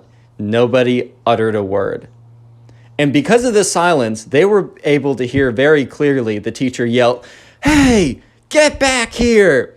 And within about 20 seconds of them hearing the teacher yell that, they once again see the class door slam open, and the Minecraft kid, with his hair all messed up and his clothes all kind of like ripped up a little bit, runs into the classroom, slams the door shut, and then locks it. Because for some reason, this door locks from the inside, which actually, I guess that does make sense, but he locks it from the inside. You didn't need a key, you just need to press something. And the Minecraft kid goes over to the teacher's desk after locking the door, literally takes his foot and kicks off everything, including like a $500 Chromebook, right? That kind of breaks on the floor. All the books fall over. The teacher's coffee mug flies off the desk and like smashes on the floor. And the Minecraft kid steps on the teacher's chair and then steps on the desk and is like, attention! I mean, dude, he didn't really need to say attention to get their attention, because literally everyone was paying attention to this guy at this point. The Minecraft kid goes on to declare himself as the ruler of the class, and that he is now the dictator and they must do what he says. And everyone in the class is just like completely silent, because they're just so shocked by the chain of events that just happened. And the Minecraft kid says, now, as ruler of the class, you must refer to me as Lord. You will not call me by my name. Let's call him Joseph. You will not call me by my name, Joseph. You will only call me by Lord. And everyone in the class is just like, huh? This has been like, they're just like, what happened in the last 7 minutes of this class? How did we get from learning about the quadratic equation to this, to having a kid like fart in the teacher's face, run away from them, close the door, slam all their stuff off the desk, and declare himself ruler of the class? How did we get here? So anyways, right, they're basically held hostage by the Minecraft kid, because, sure enough, like, people come to the door, they're slamming on it, they're like, hey, let us in, and the Minecraft kid's like, nobody go to that door, like, nobody dare do it. And one kid is like, hey, like, I gotta go to the bathroom, because at this point, they were kind of like accepting that the Minecraft kid was the de facto ruler, at least for the next like 10 minutes or so. And, the Minecraft kid's like, no, that's treacherous. You just want to let them in. And the kid's like, dude, no, like, I really gotta pee. And the Minecraft kid's like, that's too bad. You should have thought of that before I took over. And the kid's like, bro, like, how would I have known that any of this nonsense was going to happen? The Minecraft kid is like, too bad, so sad. So at this point, Joseph was sitting in, or Noah, not Joseph, sorry, that's the name I gave the Minecraft kid. At this point, Noah was sitting in class, and he was getting he was getting pretty upset. He just didn't want to deal with, the Minecraft kid anymore. He was like, this kid is a menace, he's totally insane. The thing is, Noah's actually trying to pay attention in class. Like, Noah is trying to, get his grade back, because he was struggling on the first couple tests, so he was really committing to learning the material. And he was getting kind of angry that he was kind of being robbed of this experience. As funny as he thought it was, he really didn't want to have to deal with this much longer. So Noah was thinking to himself, all right, there are most likely security guards at the door, if not some kind of adult that can help us in this situation. Because for the last couple of minutes or so, people have been slamming on the door, let us in, Minecraft kid, or Joseph, let us in, Joseph. Like, you gotta let us in, man. Your punishment will be worse. or it will be your punishment will be worse the longer this is. And so, at this point, Noah is like, all right, I think I'm just going to make a dash for it, but I got to cover it up so this crazy kid doesn't like fart attack me or something. Like, I don't know what he's going to do. I don't want freaking pink eye, bro. Like, that's disgusting. So Noah's like, hey, like, do you mind if I sharpen my pencil? And the Minecraft kid's not the brightest man ever. So he's like, sure, peasant, go ahead. And then he's like, wait, no. And then Noah's like, dude, what? He's like, ask me again, but you must refer to me as Lord. And Noah in his head is like, all right, this kid freaking sucks, but I'm about to ruin him. So yeah, whatever he wants for his next 30 seconds of rulership. So he's like, my lord, do you mind if I sharpen my pencil? And the Minecraft kid is like, fine, peasant, go ahead. And like the Minecraft kid is like sitting on the desk, and he's kind of made it like a king, like a kind of like a king throne in a sense. And everyone is kind of like whispering to each other, like going on their phones, like trying to like contact people. But sure enough, right, Noah kind of walks up and is very calmly walking towards the, the pencil sharpener, which was on the other side of the room as the door. It was towards the front of the room, which means he didn't have to do a massive sprint, but it was kind of on the other side. So he's walking very slowly to the pencil sharpener. And that's when he's able to look out the door. And sure enough, there are like, he sees the outlines of two pretty big guys, and he's like, all right, these are the security officers. And, as the Minecraft kid is like disciplining someone, being like, no, you must refer to me as Lord, because they asked a question or something, that no one realized that was his moment. That was his opportunity. So he changes direction incredibly quickly, sprints towards the door, and the Minecraft kid is like, peasant, what are you doing? And at that point, Noah goes to the door, quickly unlocks it, opens it up, steps aside, and two big security guards run into the room, and they just grab the Minecraft kid. And the Minecraft kid's like, no, my peasants, fight for me. I have been a great ruler. I've been a great king. No. And he's dragged out. And at this point, right, the teacher returns to the classroom, completely out of breath. Her hair is all frizzed up. And she's just like, class, I don't think I have it in me to finish the class today. I will like allow you guys to have recess or a break period. I will have to monitor you guys, but please don't ask me to do anything. I don't have the energy or willpower right now. And the entire class was very understanding, as this, when you go to teacher school, when you take the final exam for being a teacher, there's no final trick question of like, what do you do if a Minecraft kid farts in your face and then literally starts a coup and takes control of your classroom? That's not on the final exam. That's not in the job description. So everyone was they're pretty forgiving.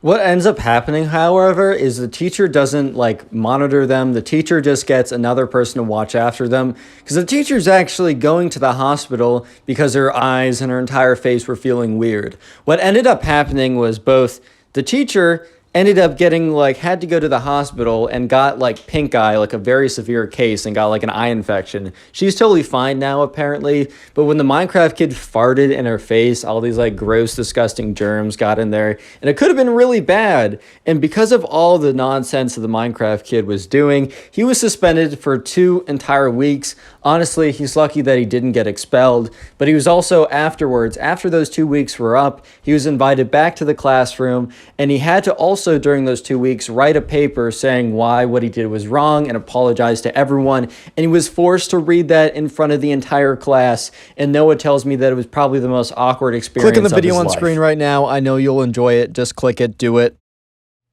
Today we got a story time of probably one of the most spoiled kids to ever exist.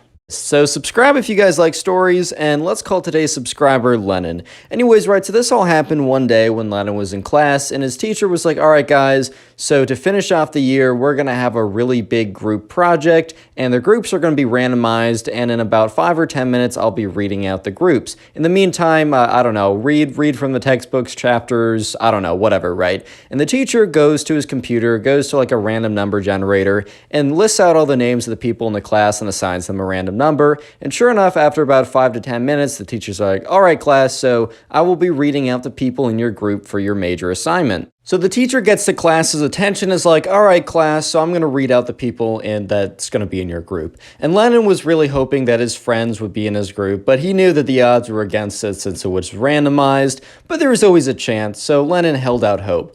And anyways, Lennon was sitting there at his desk, all excited, and sure enough, the teacher reads out the names, and the teacher's like, all right, so group 1 says a bunch of names, group 2 says a bunch of names, and finally group 3 says, all right, we have Lennon. Lennon's like, all right, this is my group. Says another name of a kid Lennon doesn't know that well. Lennon's like, all right, and then says the third name, Spoiled Kid. All right, his name isn't actually Spoiled Kid, but Lennon kind of knew him as like the massively spoiled, entitled kid, and in Lennon's head, he was like, no.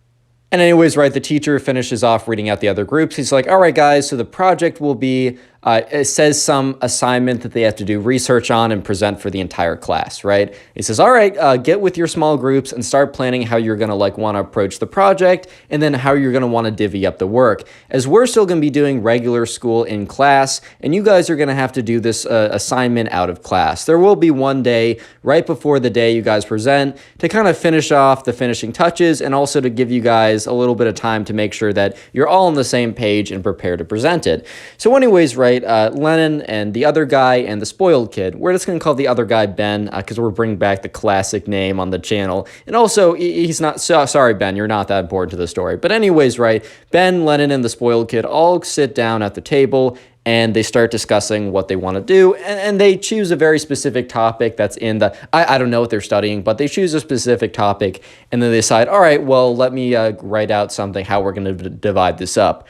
So Lennon and Ben were kind of sitting there being like, all right, so I can do this, you can do this, the spoiled kid can do this. The spoiled kid was not even paying attention. The spoiled kid was secretly going on his phone. It was a pretty big no-no in class to go on your phone, but obviously if the teacher doesn't catch you, I mean, Lennon and Ben weren't necessarily going to be like, teacher, there's a kid on his phone. They didn't want to be that kid, and I mean, I don't want to be that kid otherwise. However, it's pretty annoying when the spoiled kid just like isn't helping you with a group assignment. I mean, bro, it's a group assignment. The group isn't silent in the group assignment, man. Like, come on now. But anyways, right, they're like, fine. The spoiled kid doesn't have to pay attention as long as we tell him afterwards what he needs to do and for him to do it. So Lennon and Ben finish divvying up all the work, and they're like, all right, spoiled kid, and he kind of gets off his phone. He's like, yeah, what's up, guys? And they're like, all right, so we got 2 weeks to do this assignment. You're just going to have to look up this, and this. We'll make a shared Google Doc so that like, or Google Slides or whatever, so we can all kind of keep track. There's no real timeline that you have to do this by, but honestly, just do this before the day before the assignment so that we can know exactly what we're doing when we can divvy it up and decide how we're going to do the presentation, and maybe even practice it a bit during that time period or during that class period. And sure enough, the spoiled kid's like, whatever, like, I'll do that. Like, you guys are good. And so Ben and Lennon are like, all right, man, like, that sounds pretty good. So fast forward a little bit. It's been a week, and Ben and Lennon have done about like 90% of what they're supposed to do. I mean, they don't have to do it for another week, but the spoiled kid has not even logged into the Google Doc. Not even appeared once, like not even like edited in like a period or his name or decided to refont something to make it look like he was doing something. Spoiled kid was not even attempting to make it look like he cared. So, in class, after class, the bell rings, and Lennon goes up to the spoiled kid and is like, hey man, like, no rush at all. You don't need to do any work until, like, you just make sure you have it done before the end. And like, I just want to make sure that, you got the document and it was shared with you. The spoiled kid's like, yeah. Like, the doc was shared with me. Like, I'll do it before, like, we have to turn it in. Don't worry about it. I just do stuff kind of last minute. So anyways, Lennon's like, all right, like, that's fine, I guess. And fast forward to the day or the day in class where it's time for them to basically have everything done. So at this point, Lennon and Ben they have done 100% of what they're supposed to do. And they're looking at the Google Doc, and sure enough, the spoiled kid has not even logged in once. And they're kind of just looking at each other like, bro, what's going on? And at this point, it's about like 8 at night. Lennon's about to go to bed in like an hour or two. And the spoiled kid has done nothing. And remember that the next day is not the day of the presentation, but it's the day in class where, because remember, every other day, they have not been able to do this assignment in class. They've been forced to kind of do this at home while they cover material in class. However, this day is the day before the assignment, and the teacher has given them this day to kind of prepare the presentation with the group, maybe run it through a couple times, because this is a very big presentation, and he at least wants to make sure that everyone is coordinated. But by this point, more or less all the work should be done, and Lennon and Ben have already done all the work, and the spoiled kid has not even logged in once. But Lennon is thinking to himself, all right, well, the spoiled kid said he did do stuff pretty last minute. So maybe when he said last minute, he meant something like, I do it literally like in the hour before I come to class. Like, he didn't know how last minute he meant. And like, man, sometimes I do stuff a little bit too last minute, but never do it this last minute. And so Ben and Lennon kind of went to bed that night, assuming that they would wake up the next day and the work would be done and their presentation would be 100% done from all the people, so that when they go into class, they can run it through a couple times, make sure that on the day of the presentation, which would be tomorrow or the day after the class day, that they would be chilling and they wouldn't need to worry about anything. But sure enough, right, you know, the sun rises, the birds chirp, the alarm goes off, and Lennon like opens up his computer, he loads up Google whatever slides, and yeah, the spoiled kid has done nothing. He's just like, what? The secret word of the day is spoiled, so comment spoiled down below, and I'll try and heart your comment to say thank you for watching this far into the video. And also, if you want to support the channel, binge watch my videos, just watch a bunch of them at once, and please let me know in the comment section down below, and especially, like, if you're, like, 7 videos in, let me know that you're 7 videos in. I'll try and heart your comment, I'll try and reply to a few, just to say thank you, as it really does help the channel even more than you know. This comment says it right. Anyways, right, so Lennon is just kind of mad, bro. He's like, dude, this kid has been given so much time, and like at the end of the day, like he didn't do the work. I mean, there's a chance he logs in an hour before, but this is like, the spoiled kid was given at least like 3 to 4 hours worth of work. If he was being super efficient, super focused, not going on his phone at all, it had taken Lennon like 6 to 7 hours because Lennon kind of went above and beyond to make sure that he was doing the best possible job. And the spoiled kid had done none of it. And Lennon is just making the assumption now that the spoiled kid screwed him and Ben over and that they're going to go into class and he's going to have done none of it. But he's like, you know what? Maybe the kid's a genius and he can do it in an hour before class. I don't know, man. You know what? Whatever. And so sure enough, you know, Lennon does not check his phone until he gets to class. Or check, not his phone, but checks the Google Doc, Google Slide, whatever, just in case, holding out a little bit of hope. And so sure enough, right, Ben is sitting there too, and the spoiled kid is not there yet, as the spoiled kid is usually a little late to class. And, you know, Lennon goes to Ben and says, hey, like, did you see how has the spoiled kid done the work yet? And Ben is like, dude, no, the spoiled kid has not done anything. And Lennon's like, wait, so he still hasn't done anything? And Lennon's like, yes, he still hasn't done anything.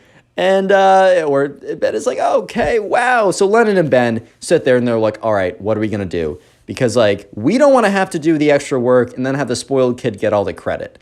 And so sure enough, right, they decide, all right, we're going to confront the spoiled kid today, tell him that he needs to do the work. But in the meantime, right, we should do the work and we should just do it, but do it secretly. And they decide to split it up. They talk amongst themselves and they're like, all right, we're going to split this up like this.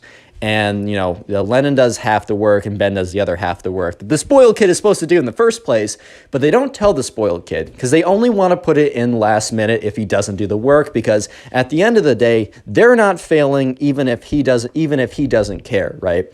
But they're going to tell the spoiled kid that he needs to do the work or else, right? So spoiled kid comes into class, he's like, "What's up, losers?" And Ben and Lennon are just like, "Did you just call us losers?" And he's like, "Yeah, losers. Like, what are we even doing today?" And Ben's like, "Man, I told you, you got to get the work done before today in class." And the spoiled kid's like, "Whatever. Like, the presentation isn't even until tomorrow, man. What does it even matter to you?" And Ben and Lennon were so shocked by how snappy this kid was being, because this kid was being snappy at them for not doing the work when they were supposed to. And Lennon was like, "Bro, we need to practice the presentation in class, and we can't because you didn't do the work." And spoiled kid's like, "Whatever, man. Like, I'm going to get it done before it's time anyways. Why do you care so much?" So Ben and Lennon are like, "All right, man, well, we're going to practice our part of the presentation together, but like, since you don't have anything done, you can't do anything. You can't practice with us. but we are trusting you to have this done before tomorrow when we're presenting. Don't forget, this is like 40% of our grade. This is massive, and if you mess this up, we all failed, not just you. So even if you don't care, realize that we do care. And the spoiled kid is like, yeah, whatever, bro. Like, go off, do that. I'm just going to go on my phone. And he whips out his phone, takes out his AirPods, put them in his, like, AirPod Max Pro Gold Edition Hermes bracelet. I don't even know, man. Got a little love bracelet on. He's just looking at his, like, TikTok. He's like, yeah, Charlie D'Amelio, yeah. Yeah, man is extra cringe and spoiled at the same time. It's crazy, bro. But anyways, right, so at this point, right, Lennon and Ben, they're just like, fine, whatever. They go off, they practice their presentation, and sure enough, class is over, and they go back home. And Lennon and Ben, they exchanged phone numbers beforehand because they didn't know each other that well. And so they call up each other, and they're like, all right, so I don't think he's going to do the work. Let's just grind this out tonight. We'll get it done. But do not put it into the presentation until like 5 minutes before class. And Lennon and Ben are like, all right, they do the work. And sure enough, they have it all done.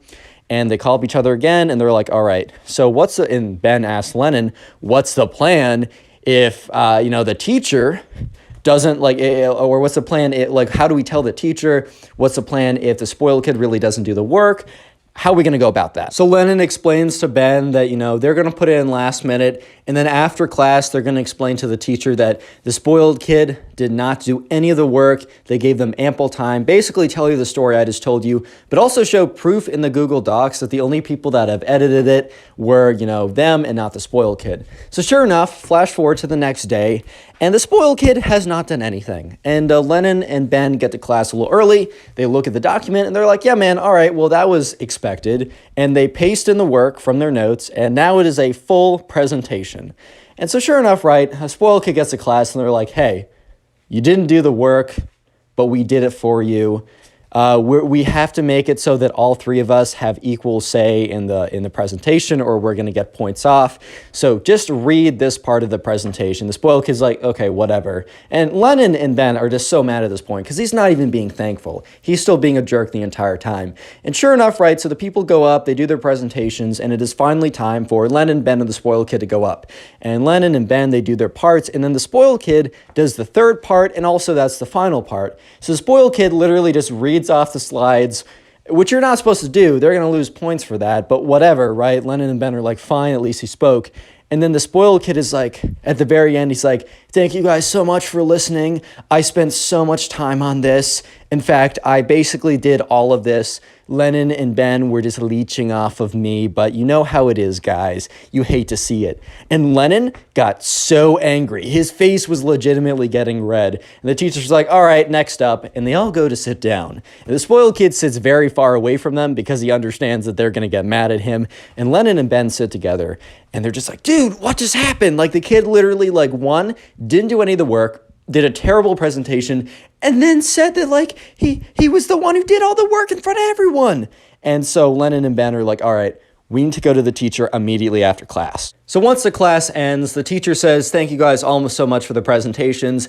I realize how much work went into this, and I'm going to turn back the grades tomorrow, but for the rest of the class, I'm just going to play a really fun movie. It's going to be a really chill class, and honestly, for the rest of the year, we only have a week or so left. It's going to be super chill. Thank you guys so much for all the work you did today. And so the class is really happy. They all get up and leave, including the spoiled kid, who's like, yes, I got out of this. I didn't have to do any work. Now I can go back and, I don't know, play more CSGO Surf or what. I don't know, man. He's just very excited. But Lennon and Ben, they decide to stay. And the teacher's like, oh, Lennon, Ben, actually, I wanted to talk to you guys as well. I did hear the spoiled kid say during the presentation that, you guys were kind of leeching off of him and you didn't do any of the work. And just so you know, this is not, you don't all receive the same grade. It is graded individually as well for your presentation. And also if I hear that the work is not even. And Lennon and Ben are like, all right, well, we have a lot to explain. So Lennon and Ben basically explain the story that I just told you guys. And the teacher's like, wow, that's the opposite of what the spoiled kid said. And Lennon's like, well, we got proof as well, unlike him. And so sure enough, they show him the Google Slides or Google Doc, and it has the message or the history of who's doing anything. And the teacher's like, wow, he didn't even log in once. So he didn't just not do the work, but he also lied and took credit for your work in front of everyone. And Lennon is like, yeah, that's why I was so angry. And the teacher's like, wow, that's actually insane. Like, good to know. I'll definitely factor that into the grading. So anyways, next day rolls around and they're all sitting down. The teacher's like, all right, I'm going to hand back to all you guys a slip of paper with, your grade and a little bit of feedback, and just chill for the rest of class. You all more or less did pretty well. And the teacher had to say more or less everyone did well, because basically everyone got a B or an A except for the spoiled kid who got an F. But anyways, right, teacher's going around handing out slips of paper, and he hands it to the spoiled kid, and the teacher's only able to get like 6 steps away when the spoiled kid says, "Hey, you!" and turns to the teacher, and the teacher's like, "What did you say to me?" He's like, "Why did I get an F?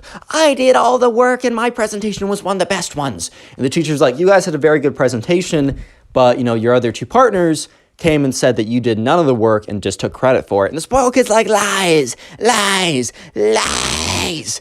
And at this point, Lennon's like, oh my God, this kid is going insane. And the teacher responds very calmly, well, I'm sorry to say, they showed the history, right? They showed the work history, and you didn't even log in once. And you went up there and took credit for the work that they did. They even showed that the work that was your part, that they had worked on in a document, and that you had not done anything.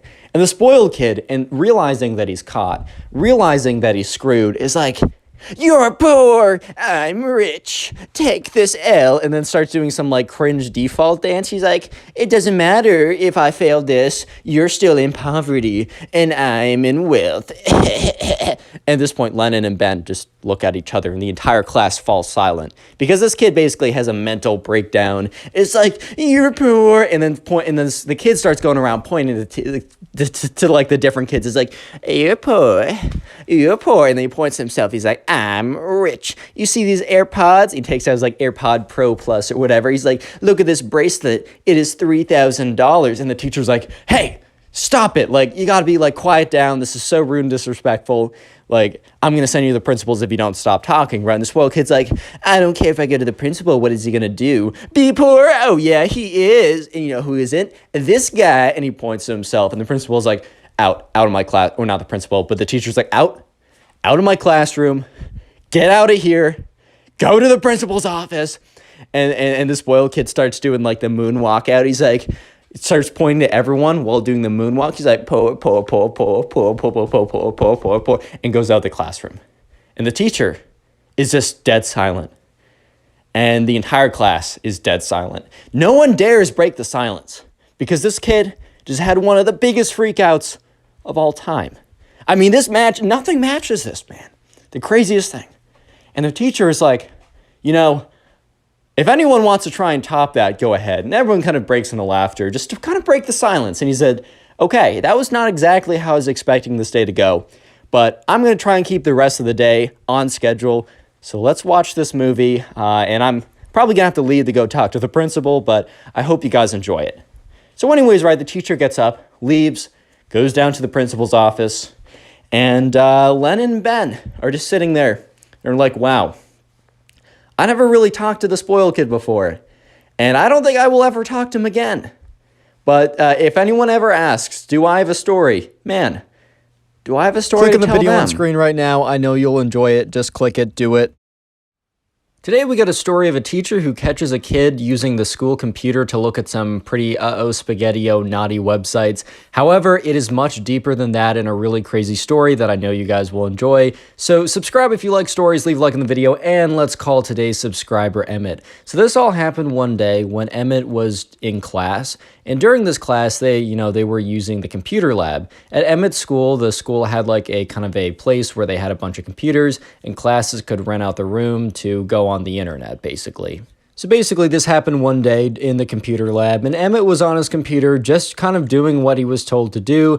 They were told to, do a research project. By the way, this happened in 4th grade, so they had a pretty simple research project. I don't know about you, but I was not asked to do any crazy research projects when I was in 4th grade. It was pretty simple. It was pretty run-of-the-mill. He had to look up like something about a topic and get like one source, and he had to cite it very simply, right? So anyways, there was also a bully in Emmett's class. And in Emmett's class, this bully had been picking on Emmett for a while, but it was nothing too serious until today, where he almost got Emmett in a ton of trouble, as you'll see. So Emmett had to go use the bathroom, and he kind of got up from his computer and left to go use the bathroom, right? And the teacher was very busy on, her computer. She was not really looking at what was going on, and she kind of just let the kids go ahead and do whatever they wanted to do. So the bully saw this as a perfect opportunity. One, the teacher was not paying attention, and two, Emmett was away from the computer, and the teacher did not know that Emmett left or that the bully was going to go mess with the computer. So what the bully did is, while Emmett was gone, the bully went up to Emmett's computer, went up on Google, and looked up a whole host of really bad stuff. You guys can fill in the gaps. I'm not going to say anything specific, but a lot of websites that were definitely not school friendly, and we're going to get him in a lot of trouble because he looked them up, not just for the fact of looking them up, but also because they were on school computers. It was during school hours, and it was really not what he was supposed to be doing on those computers anyways. So the bully knew that Emmett was going to get into a bit of trouble. And so anyways, right, Emmett eventually comes back from the bathroom break, and before, Emmett came back, the bully made sure to open up a new tab and delete the old tab, but not delete the old tab's search history. So anyways, right, Emmett is back on his computer doing what he was normally doing, and the bully goes up to the teacher saying that, "Oh, Miss Teacher, I saw Emmett using the computer inappropriately, Miss Teacher.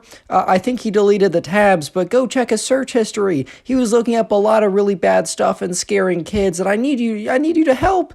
And the teacher's like, all right, Mr. Bully. Obviously says his real name, but I'm just going to call him Mr. Bully. All right, Mr. Bully, I'll go look into it. You can go back to your project or whatever. So Emmett is just sitting at his computer. He's just kind of doing what he's supposed to be doing. And the teacher comes up and says, "Emmett, I've heard you've been looking up some inappropriate stuff on the computer. I need to check your search history."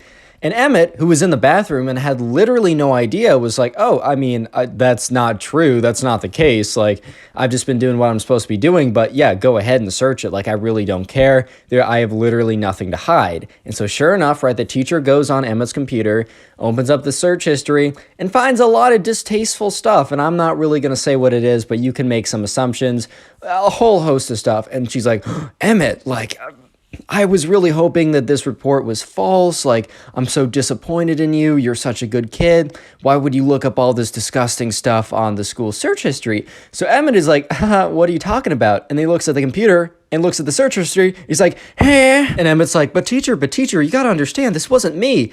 And the teacher just says, "Oh, so what do you want me to believe? That, Google, the massive trillion-dollar corporation, decided to sabotage you, Emmett, individually for, your crimes against their their company? Did you go ahead into their Google headquarters and steal their secrets?" And Emmett's like, I don't know. I just didn't type this stuff." And she's like, "Let me guess. You were hacked by a hacker or something?" Teacher was going in pretty hard. And Emmett's like, "You got to believe me." And the teacher's like, "Why would I believe you? It literally says here, all the things you searched up. This is your computer. It even says the times that these were searched." And Emma was like, "Oh, that's impossible. I left to go to the bathroom." And she's like, "That's what they all say. Did a hacker come in and type this stuff? Did the boogeyman come in and harass your computer and kick you off it and then type all this stuff? And then, oh no, you tried to delete it and you tried to stop them, but you couldn't. Emmett, go to the front office." And Emmett's like, "No, I swear." And the teacher's like, "Emmett, I'm not going to tell you this again. Go to the front office. I'm going to write up a little report. And by the time you get there, the principal's going to know everything that you did." And Emmett's like, "You got to understand." And she's like, "What am I to understand? That the search history is false?" And Emmett's like, "No, you don't understand." She's like, "Go to the front office now." Sure enough, right, Emmett walks up to the front office and the principal's like, "Emmett, you're such a good kid. And the stuff that I saw that I was told that you were looking up, so disgusting, so disturbing. What happened to you? You've never been in here for anything negative before." And Emmett's like, "You got to believe me. I just didn't search that stuff up." And the principal's like, "From what the report I got from your teacher, it is, I just don't see how I could ever believe that." So sure enough, right, the principal's like, "Emmett, I hate to do this, right, but I gotta call up your mom and tell you what happened. And look, here's the thing, right? Whenever you do something, or when you're apparently framed for doing something that is a little bit, a little bit not so safe for work, right? And then the worst punishment, I would rather get in-school suspension. I would rather get detention. I would rather get a failing grade than having my parents know about it, bro. Somehow that is the worst punishment of them all. So yeah, sure enough, right, the principal calls up his mom, and Emmett's mom's like, oh, hello? Like, I'm in work right now. Do you need me to come in? Is Emmett, like, sick or something? And she's like, well, he's not sick, but I do need your attention for a little bit. Principal goes on in painstaking detail to explain everything that was filed in the report. Emmett is just sitting there in the chair, just like basically on the brink of tears at this point, just completely cringing out because it's just really uncomfortable. And he's hearing his mom sound so disappointed. And it is just honestly such an awful thing. And Emmett at this point is also so confused because he has no idea that the bully was the one who went on his computer, framed him, and then reported him falsely, right? So he's just sitting there and he's just feeling so gross and so awful and just so sad. It's a really terrible moment for him. So next day rolls around, and by the way, yes, his mom was very angry at him, and he got his like electronics taken away at home. It was just a bad day. Real quick, comment bully down below if you want to heart on your comment. The secret word of the day is bully. I'll try to heart as many comments as possible. And also, let me know in the comment section if you're ever binge watching my videos. If you don't know, the best way to support my channel and for my channel to grow is when you guys just watch a ton of my videos. Like if you just binge watch like a ton of the videos. And if you want to help with that, in the description are playlists of my videos and also in the playlist tab. Let me know and I'll try and personally thank you. But anyways, right back to the story. The next day, Emmett comes in and he's just in a bad mood because the last like 16 hours have been both humiliating, depressing, frustrating, and also super confusing because he has no idea what happened, right? And that's when he walked into school and he was just like, he had his backpack on, he was walking to class, kind of sulking around, and the bully comes up to him and stands right in front of him. Since Emmett is not looking where he's going, he bumps right into the bully, and the bully's like, huh. And Emmett's like, bro, why are you laughing? Like what's so funny? The bully's like, huh, do you like that little prank I pulled on you? And Emmett's like, wait, what? The bully's like, yeah, when you went to go to the bathroom, like I typed all those things in the search history, reported you, and then you got into massive trouble. At this point, right, Emmett just like everything clicked and he was furious. Emmett was like, how dare you do that to me? Like, it was like so bad. Like, I don't know, like I had to my mom heard about it, got my electronics taken away. I have to go to detention for the rest of the week. And the bully's like, looks like you took this L, bro. Looks like you took this L. Take this L, bro. L, you ratio. Just a lot of cringe like that. And Emmett is so mad. And he's like, dude, I'm going to report you. And, you know, the bully's like, yeah, and I'm going to deny it. And who are they going to believe? The kid who got in trouble and is saying, oh, someone else did it? Or me, who just said, like, it didn't happen. You know, you're not going to win this, bro. Take this L, unlucky. And the bully walks away. And Emmett is so angry. He is steaming. He's furious. Emmett is just so angry at this point, and he's walking into class, and he's just like, I have to do all this nonsense. Like, I can at least tell my mom about it. I don't know if she's going to believe me, but, you know, the bully is totally right. The principal is just going to think that I'm lying and probably just get me in more trouble. Emmett walks by, you know, the computer room, and as he walks by, Emmett looks into the computer room, and when he looks in, probably the greatest thing he has ever seen appeared.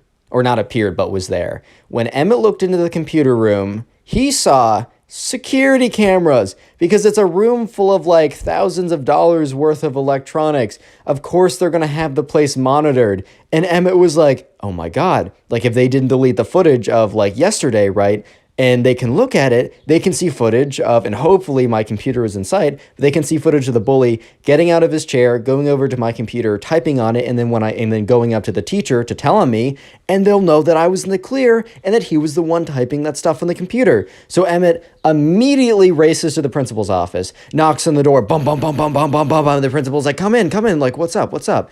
And Emmett was like, you're not going to believe me, but I will there's a chance I have proof. So Emmett goes on to explain that the bully came up to him, said all of that stuff, and that it wasn't actually him. And the principal's like, Emmett, like, don't lie to me. Like, that's only going to make things worse. And Emmett's like, no, I actually think I have proof. Do you have access to the security camera footage inside the computer room? And the principal's like, well, I don't have it directly, but I could ask someone about it. Like, they do delete it every 2 days. And Emma was like, it only happened yesterday. The footage is still there.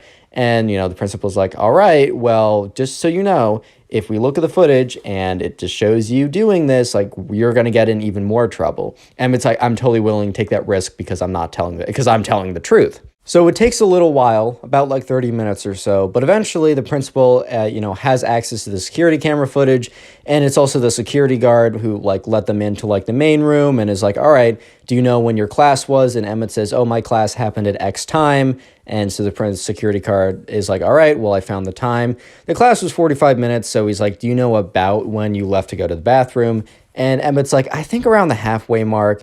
And, sure enough, they go to the halfway mark. They're watching for a couple minutes, and, Emmett's still on the computer. And the principal's like, Emmett, you've not left the computer. And Emmett's like, please, like, you can expel me if it shows proof that I was actually the one doing it. And the principal's like, all right. Sure enough, we'll just sit down. We'll look through this. And yeah, eventually they come to the point. And yeah, Emmett gets up. And he goes to the bathroom, and you know who comes over? The bully, and he's on the computer, and then he goes away, and he deletes, and then Emmett comes back, and the principal's like, oh my God. And Emmett just has this wave of relief rush over him, because he's like, finally, like, there's proof to what I'm saying. And the principal's like, I'm so sorry, Emmett, like, I had no idea. And Emmett's like, I wouldn't believe myself either if I'm being serious. And yeah, so sure enough, right, the principal's like, all right, I need you to, wait, can you clip this? And the security guard's like, yeah, I can get this to you in like, I don't know, 30 minutes.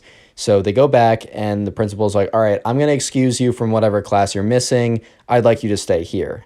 And they kind of wait around for 30 minutes until the video comes, and they get it by email. The principal's like, all right, perfect. And so principal goes over, connects to like the loudspeaker and says, hey, can Bully, says the actual name, can Bully come up to the front office? And so sure enough, right, the bully walks in and sees Emmett's face and is super startled, like super thrown off guard. And the bully sits down and is obviously a little bit nervous. And the principal explains that, that Emmett has, said that, the bully came and, did the search results himself, and that he set him up. But the principal did not mention anything about the footage, so the bully had no idea that his actions were caught on camera. The bully just thought that Emmett, after the bully like taunted him about it, went to the principal and told his side. So the bully's like, Miss Principal, right? Do you really believe that story? I mean, how preposterous is it? Emmett obviously, right? Emmett obviously just got caught, and, he's trying to get out of trouble, and he's trying to drag me down. Like, I'm a pretty good kid, and it's pretty sad and pretty disappointing to see Emmett try and take me down just because he made a mistake. Honestly, I hope this punishment, sets Emmett the right way. He's a good kid at heart, and he just made a mistake. But it's really just disappointing to see him try and take me down as well. And Emmett, while the entire time, while the bully was saying this like nonsense, right, was smiling, had this massive grin on his face. And so the principal was like, oh, is that the case? And, the bully's like, yep, that's what happened. Like, I'm sorry that, like, this had to be dragged out. And I'm sorry that, like, all your time is being wasted, Miss Principal. And the principal's like, yeah, I'm also sorry that my time's being wasted. Whips out her laptop, flips the thing around. She's had the video pulled up for a while. Hits play, and it's a videotape footage. And Emmett looks as the bully's face drops. And sure enough, it shows Emmett getting up, going off to the bathroom, and the bully walking over, typing on the computer, and then leaving. And the bully immediately, remember, 1 second ago, he was like, oh, it's so sad to see me being roped into this. I'm sorry your time's being wasted. The bully, immediately after seeing this, breaks into tears, like full-on crying. And Emmett's like, bro, what? What's this tough guy persona and then all this nonsense, dude? And the bully's like, oh, and the principal's like, all right, well, do you want to apologize to Emmett? And the bully's like, Emmett, please. And the bully literally gets out of the chair and drops to his knees. And it's like, Emmett, please forgive me. And Emmett's like, oh my God, this guy's such a loser. Oh my God, he doesn't say that. And, Emmett's like, you know what? It's fine. Like, don't worry about it. And the bully's like, thank you for your forgiveness. And Emmett kind of believes that the bully thought that, like, if he seems so remorseful and if Emmett forgave him, right, that he would get out of any punishment. Well, that was just simply not the case, because sure enough, the principal's like, all right, well, thank you for forgiving to Emmett, but now time for the punishment. And the bully was like, punishment? Because he really thought that if he was like crying and seemed so more remorseful, he wouldn't get a punishment. But yeah, that was just simply not the case. And yeah, so the bully, his mom was called, and Emmett was there when his mom was like, to the bully, like, says his full name, like, when you get home, I'm taking all of your electronics. You're not allowed to go out for so long. The bully's just crying the whole time. Emmett is just sitting here like, hey, man, I'm sorry this happened to you, but bro, this is the straight up karma, dude. And yeah, so the bully, instead of Emmett getting a week of in-school detention, right, the bully gets a week of detention, and Emmett is set free. And moral of the story is just don't be the bully, Click on the video dude. on screen right now. I know you'll enjoy it. Just click it. Do it. You might think that you've had the worst teacher. Maybe you received a bad grade unfairly. Maybe they hate you for no good reason. Maybe they make their tests unnecessarily hard because, I don't know, they hate their students. But let me just know that your stories have nothing on the story that graced my Instagram DMs just a couple days ago and that I am telling today. Let's call the subscriber in the story. Let's call him Steven. Anyways, right? So this all happened when Steven was in his senior year of high school. It's almost time for him to go out. It's fall of senior year. It's a pretty stressful time as this is kind of college application seasons, if that's the path you choose to go, and that was the path that Steven chose to go. This is also, if you don't know, your senior grades, if you're applying to college, can be the most important along with your junior, spring, and fall, as a lot of colleges will just kind of ignore your freshman year or just not really care about them that much. So it did not help that when on the third week of class, right, Steven, who's been turning in his homework every single day on time because he realizes how important these grades are, one day his teacher, says, hey, Steven, like, I didn't get the work. And Steven distinctly remembers doing the work, handing it in, and just doing the work and handing it in. Like, he distinctly remembers doing it, but he's thinking that it's either like, I don't know, maybe he really did forget and he's having some hallucinations or something. Maybe the teacher just misplaced it. And instead of having a big fight with the teacher, Steven says, all right, I can do it again. It's not a big deal, even though I do believe I did hand it in, but it's fine. I'll do it again. It was kind of it was not that big of an assignment. I think it was just like writing notes on a chapter they were assigned to read. So Steven does the work again, hands it in, no big problem. The next homework assignment they have, and they don't have it every day, they have it every couple days. The next assignment they have, Steven does it, he hands it in, and the teacher says, hey, Steven, I didn't receive the work. And Steven says, all right, well, this time I actually do believe like I did turn it in. This happened before, and I don't think look, there's obviously something going on that isn't just me not doing the work and turning it in. And the teacher looks at Steven and says, Steven, you didn't do the work. Do it again, or you're getting an F on that assignment. Steven is understandably not a happy camper, but at this point there's only so much he can do, and next time when he does the work and he goes to turn it in, he looks at the teacher, we're just going to call him Mr. Davenport. That's the last name I use for every teacher. I'm not that creative. He looks at Mr. Davenport straight in the eyes and hands it in and says, here is my work. Like, you see me handing it in. And Mr. Davenport says, yeah, Steven, why are you acting weird? And Steven's like, okay. So I turned it in. The next day rolls around, Mr. Davenport pulls up to Steven's desk, and he's like, Steven, this is the third time in a row you've not turned in the homework. And Steven just looks at him like, yesterday, I came up to you, I looked you in the eyes, and I asked you if you noticed, like, this is the homework I'm turning in. And Mr. Davenport said, Steven, I don't recall this, like, don't lie to me, lying is it's a big offense at the school, you could get in a ton of trouble. Redo the work. At this point, Steven was like, all right, this is not malpractice. This is not just being an idiot on either side, on either party. This is like legitimately coming from my soul, right? Like, he's doing this on purpose. This is not a joke anymore. And Steven starts to realize, because this continues, Steven actually just when he does his homework, he does it twice. And he keeps a copy for himself. Because 70% of the time, sometimes Mr. Davenport just accepts it. 70% of the time, Mr. Davenport asks him to do it again because he didn't hand it in or whatever. So he just makes another copy every single time he does the work. And Steven is noticing that this guy is not a good teacher. In fact, it's not just Steven that he's messing with. He's messing with a lot of other kids in the class, and they're talking to Steven about it, and Steven's telling them about his experience.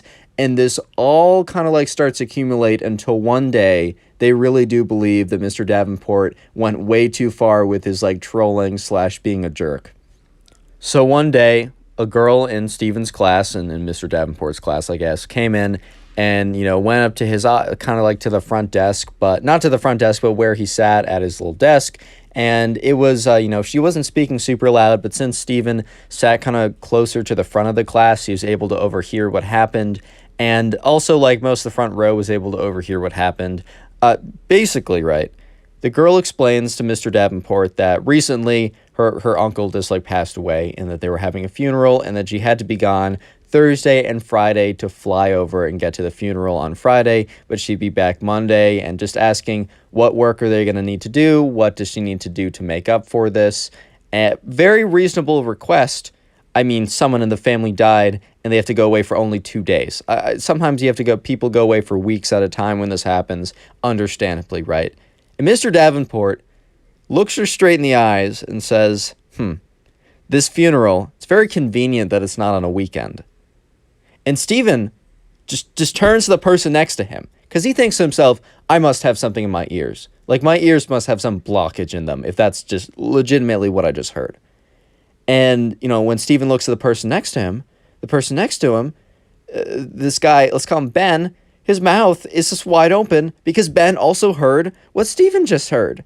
Eventually, right, Mr. Davenport says, all right, fine, whatever. Like, this is what we're doing. Like, I'll give you the assignments. Like, just get them to me as soon as you come back Monday. And, yeah, just goes back and sit down. And, the girl does. At this point, Stephen, he's beyond pissed at this point because he's been, like, his patience for Mr. Davenport, it's been zero for a while because Mr. Davenport has been intentionally trolling with them, which is pretty messed up. Because, it's senior year, this is where grades really matter, and you're making the kid do twice as much work, right? And he's been messing with other kids. And I wasn't given specific examples, but just assume other kind of like things along the lines of this messing with them because Mr. Davenport was like bored or something, right? But this kind of like goes a little bit too far because this girl, who's a pretty sensitive girl apparently, she had a family member die, and she had a request, just like, I need to go and like to the funeral. I'm going to be gone for 2 days. And the teacher says, that's suspicious that it's not on a weekend and you'd miss class. You really think she's going to fake missing 1 day of class while saying, hey, I'll do all the work to go for... It just makes no sense. Real quick, comment teacher down below. That's going to be the secret word of the day. I'll try and heart some comments that say teacher. Anyways, right, Stephen has had enough. So he gathers, he talks to his other classmates. And after talking to about 2 or 3 other ones, he kind of gauges that the rest of the class is also really pissed off. So what he does, right, he goes and he gets together. He kind of like makes a big group chat on some messaging site, iMessage, Snapchat. It doesn't really matter. And more or less says, hey, so we've all had a lot of issues with Mr. Davenport, and recently after what happened to, let's call her Lucy, I don't really care, man, the girl who had, like, the uncle die and whatever, right? After what happened to Lucy today, I really just think we got to do something about this. Like, this teacher really just needs to be stopped. We already have enough on our plates. We're a pretty good class, and it just kind of seems like this guy is just a jerk to us because he's bored. So other people in the class who were added to the group chat start like talking and saying like, yeah, we 100% agree. Like, we need to do something about this guy. He's awful. But then a few people have actually said, hey, like, this guy's been kind of trolling with me recently. And, I reported him and the reports have really gone nowhere, or at least nothing public has happened. Like, maybe he got a talking to or something behind the scenes, but it really seems like everything that's been going on has been a slap on the wrist. You guys, audience, might be thinking, Connor, this teacher sucks, but my teacher was worse. Well, the story isn't over, man. I'm about to explain why he is actually the worst teacher of all time. So Stephen was on his phone, kind of like reading the messages in the group chat and starting to feel a little bit discouraged because, he's reading the fact that other people have spoken up about this teacher before. And then he gets a private message from a girl, let's just call her Kate. I'm just thinking of random names at this point. So Kate, swipes up, or doesn't swipe up, but messages Stephen privately and says, hey, like, can I have your number? Like, okay, maybe this wasn't on iMessage because she asked him for his number. This was probably on Snapchat. So she says, hey, can I have your number? I need to call you about what's going on. Something pretty personal, pretty private, but I think might be really important to what we're talking about. So Stephen, who's now very interested because he's like, oh, wow, this... like, I have no idea what this could be, gives Kate his number and, receives a call from a random number, picks it up. And he said, "Hey, is this Kate?" And Kate says, "Yes, this is me." And then Kate goes on to drop probably one of the biggest bombshells of all time. Steven was completely slack-jawed, emotionless, wide-eyed by the end of this story. Let me tell you what Kate told him. This girl explained to Steven that she, for the last couple months, because, she started this before the school year even began, she's been having an illegal relationship with Mr. Davenport.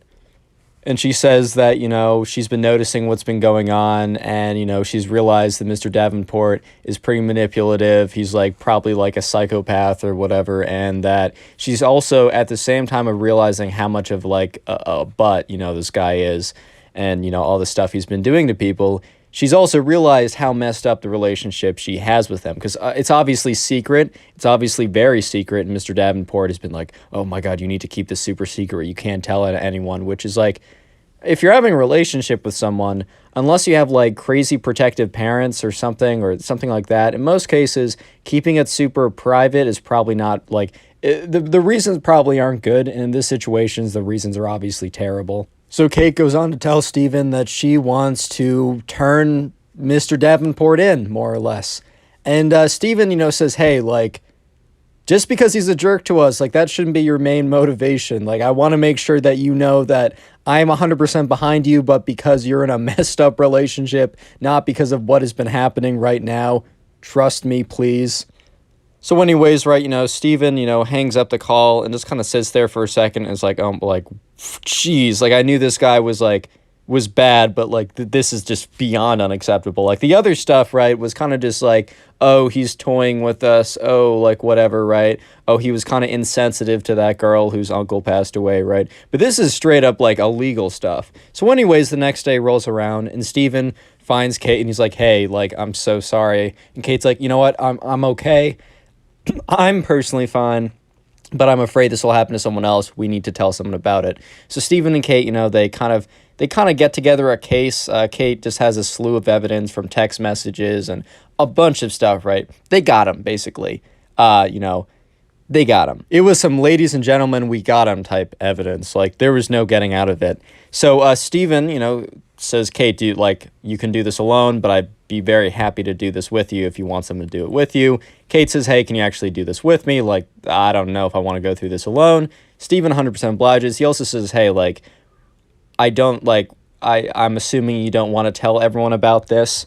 And Kate said, "Right now, no, but I think at some point I wouldn't mind if, we told people about this. But for now, let's just focus on getting this done." Steven 100% agreed. Just, getting it out before they do anything would just probably make more issues happen. So they go to the principal's office, and, it was a very uncomfortable conversation the entire time. The principal was kind of expecting, OMG, high school drama. Nope, this is this is, actually really serious illegal stuff.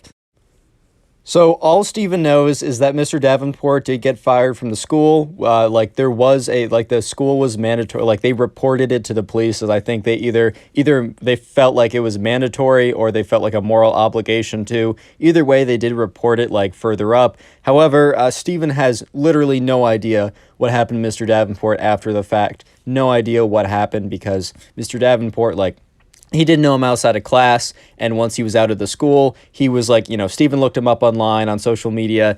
Literally nothing came up about him. So Steven to this day has no idea. Now can you understand why I said this teacher was the worst teacher of all time? Now can you understand? Click on the video on screen right now. I know you'll enjoy it. Just click it, do it. Today we got a story of a Minecraft kid that attacks his teacher over something so incredibly stupid, your mind might melt. I'm not even kidding. Leave a like in the video to claim your free nothing, and let's call today's subscriber, let's call him Harper. Anyways, this all happened one day when Harper was in class, and there's this kid in this class, and we're just going to call him the Minecraft kid.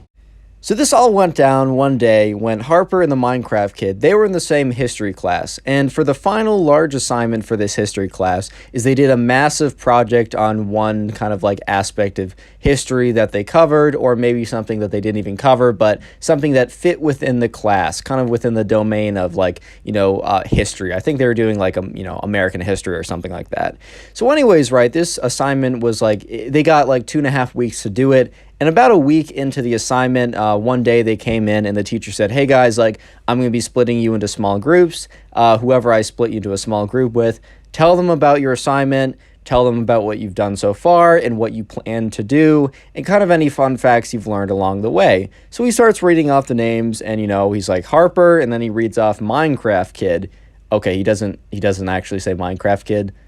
He says the actual name, but we're calling him Minecraft Kid. So he reads off Harper, and he reads off Minecraft Kid. So Harper and Minecraft Kid, they go to some table, they sit down, and Harper starts off, and Harper, I don't know, he's maybe doing like, I don't know, U.S. involvement in World War II.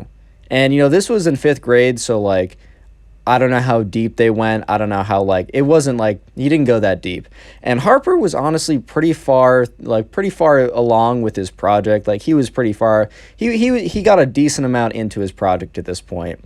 And, the Minecraft Kid starts talking, and Harper, he's listening very closely, and then Harper just kind of gives him this look when he hears what the Minecraft Kid says. Because the Minecraft Kid said, all right, so I'm doing history. And Harper's like, I bet history, same. We're in a history class. Of course you're doing history. And the Minecraft Kid's like, I'm doing the history of the Ender Dragon. And, Harper's like, hey, bro, what? What? And then the Minecraft Kid basically goes on to explain, like, for the next, 5 minutes or so, this really detailed history about the Ender Dragon from the game Minecraft, for, the two of you who don't know what the Ender Dragon is. And, the whole time Harper's, trying to, get a word in. He's like, when you're talking to someone and you're trying to, say something and you kind of open your mouth, you kind of, lean in a little bit, you maybe make a little bit of noise, but the other person is just so, focused on finishing whatever thought they have that they keep pressing through even though they notice when you're trying to talk. That was basically what was happening here. And eventually, right, when the Minecraft Kid is done with this kind of rampage about the history of the Ender Dragon or whatever, Harper goes on to say, hey man, that's very cool, and it seems like personally, I like it. I think it's cool. It's obvious you did a lot of work, but do you think the teacher's gonna think that this is okay? He did say a topic we've covered or something that would fit very closely into the course. And we cover U.S. history. I don't think the history of a video game character would fly. And the Minecraft Kid looks at him and says, dude, no, it's going to be totally fine. Don't even worry about it. Thanks for looking out for me, but I'm going to be just fine. So, Harper's like, all right, bro, that's fine. That's okay. Okay, man. Okay. If that's what you want to do, that's totally fine. And sure enough, the Minecraft Kid's like, all right, well, that's what I'm going to do. Anyway, skip ahead to the next day. This is where things start to get really interesting. So this is kind of the midway point. So it's officially a week into the 2-week-long project. And this is kind of a teacher check-in day where you sit down with the teacher, you explain what you've done so far, and the teacher is going to give you some guidance. And the teacher doesn't really expect to reject anyone's project idea. He's normally just there to be like, oh, can you refine this? This is too broad. Or if someone's talking about Europe's influence in World War II, it'd be like, this is great, but can you make this more about the United States? Because that's the history we're learning about. He has no idea, he's not expecting to tell someone, hey, you can't do a project on the Ender Dragon. But anyways, right, so, everyone's kind of sitting there. It's kind of a work day, but also you're called up, for 5 minutes or so to talk with the teacher. So, Harper's sitting there, the Minecraft Kid is sitting there, and everyone else in the class is kind of just sitting there. People are being called up, whatever, right? And eventually Harper's called up. He explains what he's done so far. He explains what he wants to do. And honestly, Harper's only there for 2 minutes because the teacher's like, wow, I'm really impressed. I don't really know what else to say. You're kind of killing it. And as Harper's walking down, the teacher calls up the name of the Minecraft Kid, and Harper Harper kind of forgot about what the Minecraft Kid was doing. Harper immediately remembers oh no, bro, oh no. Comment history down below if you want a heart on your comment. Today's secret word of the day is history. Also, make sure you've turned on notifications and join the Discord server while you're down there. So anyways, right, Harper's is sitting there remembering that the Minecraft Kid is doing a huge presentation on the Ender Dragon, and he's sitting there walking him walk up to the teacher. And Harper's just sitting there bro, please tell me you changed it. Please tell me you came to your senses and maybe you're just a little bit behind, but you're actually doing a topic that the teacher is going to accept. Because, the teacher they had was pretty chill. He was pretty cool, but this just didn't follow the project, right? This just wasn't the assignment. Like, you can't be coming into like a science class that like you have to do like I don't know, one of those volcanoes that you make in science class, and you come in and I don't know, you make like a paper airplane instead. Like, sure, that's cool, but that's just not the assignment. Like, it doesn't matter how cool the teacher is, you know? So Harper's just sitting there watching the Minecraft kid talk to the teacher, and Harper was watching the teacher's expression, and he noticed as like the teacher's face went from like kind of like neutral happy to neutral unhappy to what is going on, bro? Like, what? Kind of an expression of huh? And he sees the teacher open his mouth and like say something to the Minecraft kid. And he sees the Minecraft kid, like, he doesn't see his face, but he sees his body tense up a little bit.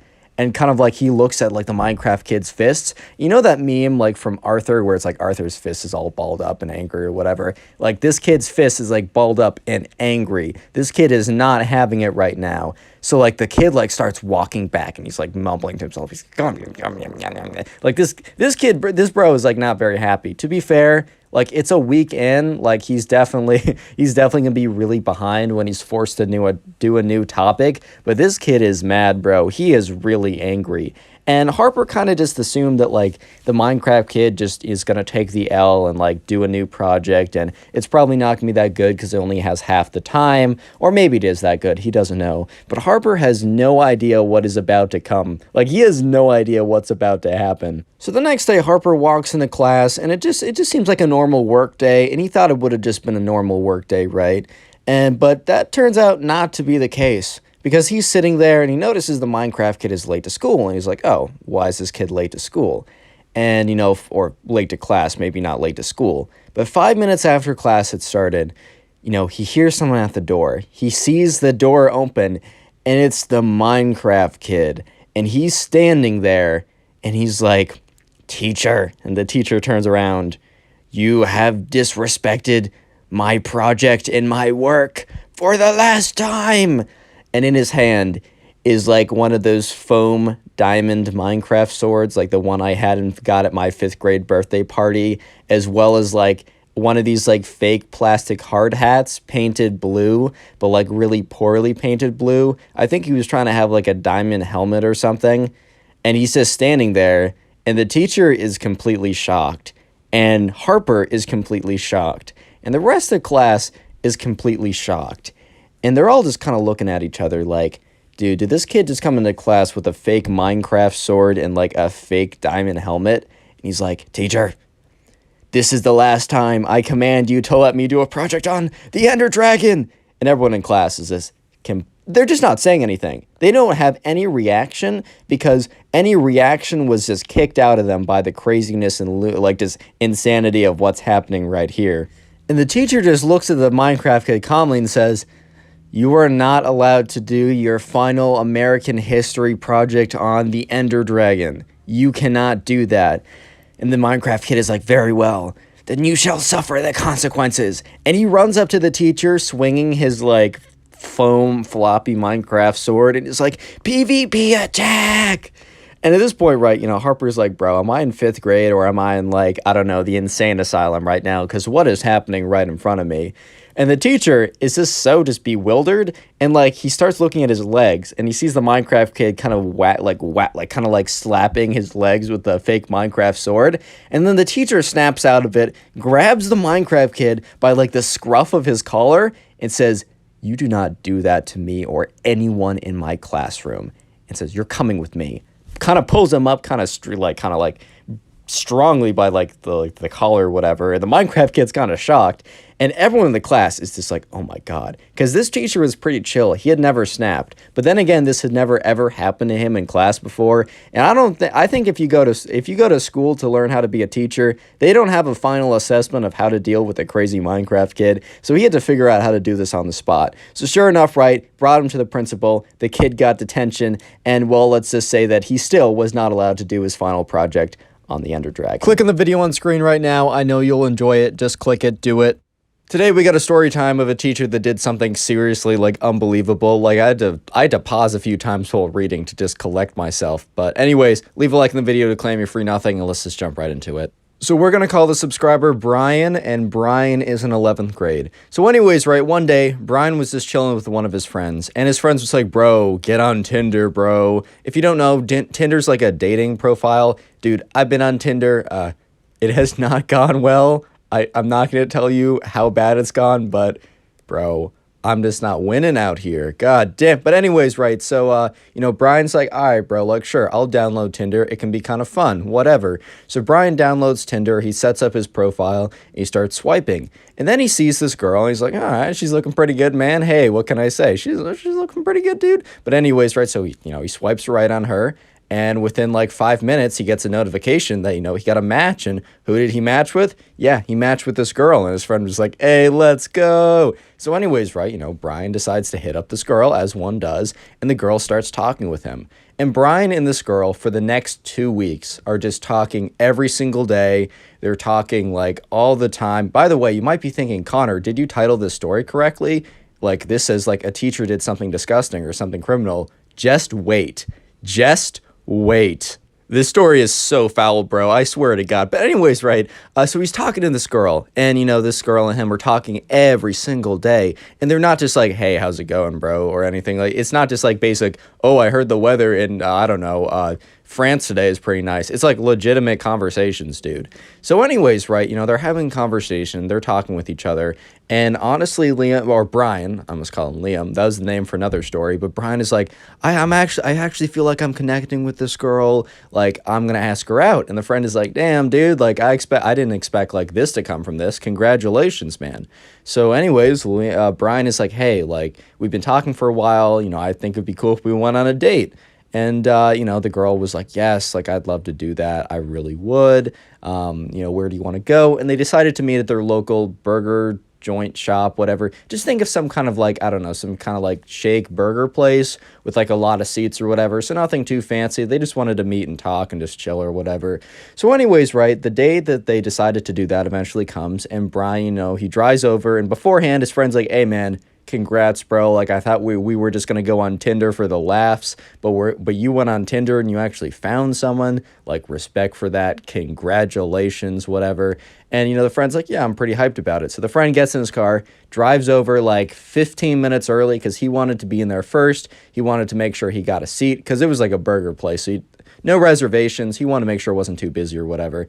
He goes there, there's plenty of seats or whatever. He says, hey, can I have a table for two? Waiter says, yeah, of course. He sits down, and he's like 10 minutes to kill, and he's just kind of waiting there, and he's pretty nervous, man. Like, he's definitely feeling those butterflies. Anyways, right, so Brian is waiting there, and he actually gets a text, because they're no longer texting on Tinder. They brought it to iMessage, and he gets a text saying, hey, I'm 5 minutes away. So at this point, right, Brian is really starting to be like, oh my God, I'm actually going to like see her in person. Like, he has seen photos of her, but like the photos of her weren't super good. Like, they were kind of low quality, but she looked like, she was good looking. Like, it was very clear at that point. But, Brian wanted to FaceTime one of these times before, but for some reason she was like, oh, I'm too tired. I don't know. Like, she was like weirdly ducking it. But the thing is, right, Brian didn't really see any other red flags, so he didn't really think much of it. Oh man, bro, he's gonna regret not thinking much of that. I don't want to spoil anything. I'm not gonna try and spoil anything, but we're just gonna go into it, man. We're just gonna go into it. So anyways, right, Brian is sitting there, right? Brian is just sitting there waiting for his Tinder date to show up. And he sees, a teacher come in from his school. Like, this isn't a teacher that he personally has, but he was like, oh, that's Miss Davenport. That's like the name I always use for teachers. So it's almost like the Ben of the channel, but it's less of a meme. So he's like, oh, there's Miss Davenport. Like, she teaches, I don't know, geometry for, the other 11th graders. I'm in algebra 2, so like, I don't have her. He's like, oh, what is she doing at a burger joint? Like, I guess she's just coming to like get something. And he's looking at Miss Davenport, and she seems to be looking around. So he's like, oh, Miss Davenport probably, like, I don't know, has a date or something. Like, I guess me too, haha. Boy, did that line not age well. God damn, did that line not age well. My God. Oh, no. And, so, Brian is sitting there waiting for his date, and he realizes that it is time. It is the time she's coming.